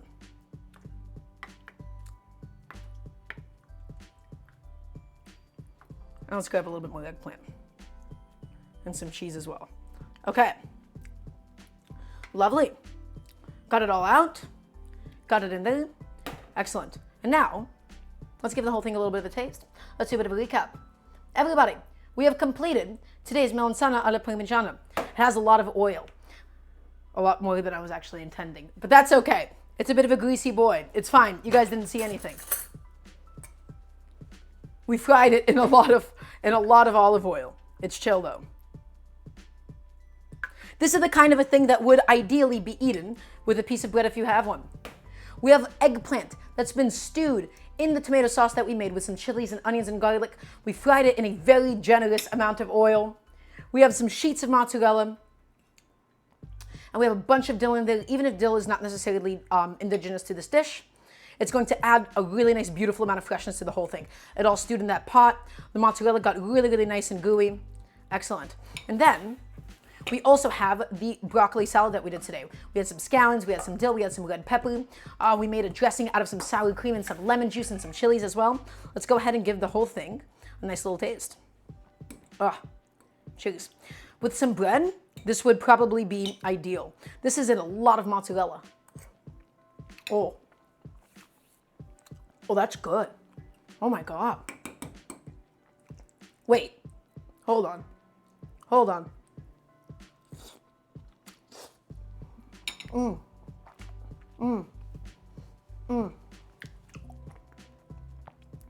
the eggplant is so meaty. The sauce is so sweet and spicy. That's a really good eggplant. With some bread, with something to soak up this amount of oil, it would have been ideal. But this, in of itself, pretty excellent.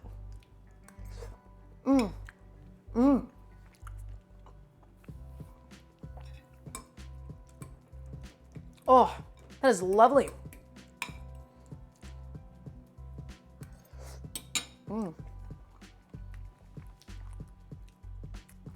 Guys, that eggplant, that is some serious business. It is so good. Okay, everybody, that's going to do it for the stream today. I'm sorry for getting a little bit messy. At some point during it, I think we still ended up pulling through on this. Any tips on how to find out if using basil or oregano or thyme? Like, I'm not sure what you're asking me, Tatsumi. Yeah, we're not going to grade tonight. We're just going to go ahead and sign off, probably. Everybody, thank you all for being here. Next stream is going to be this Wednesday at 5 p.m. EST. If you haven't already done so, please check out my Patreon, !Patreon, or just scroll down and go into the About section. I'm sorry for getting a little bit overwhelmed with the actual eggplant frying stage today. I just had a lot on my mind today and didn't plan as well as I should have, but that's okay. We'll do a better job next time. This Wednesday, 5 p.m. EST, we're doing a back-to-back Wednesday, Thursday. Thank you all for being here. I hope you all have a lovely rest of your Sunday nights. Thank you all for stopping by today, and I will see all of you pretty soon. Bye-bye.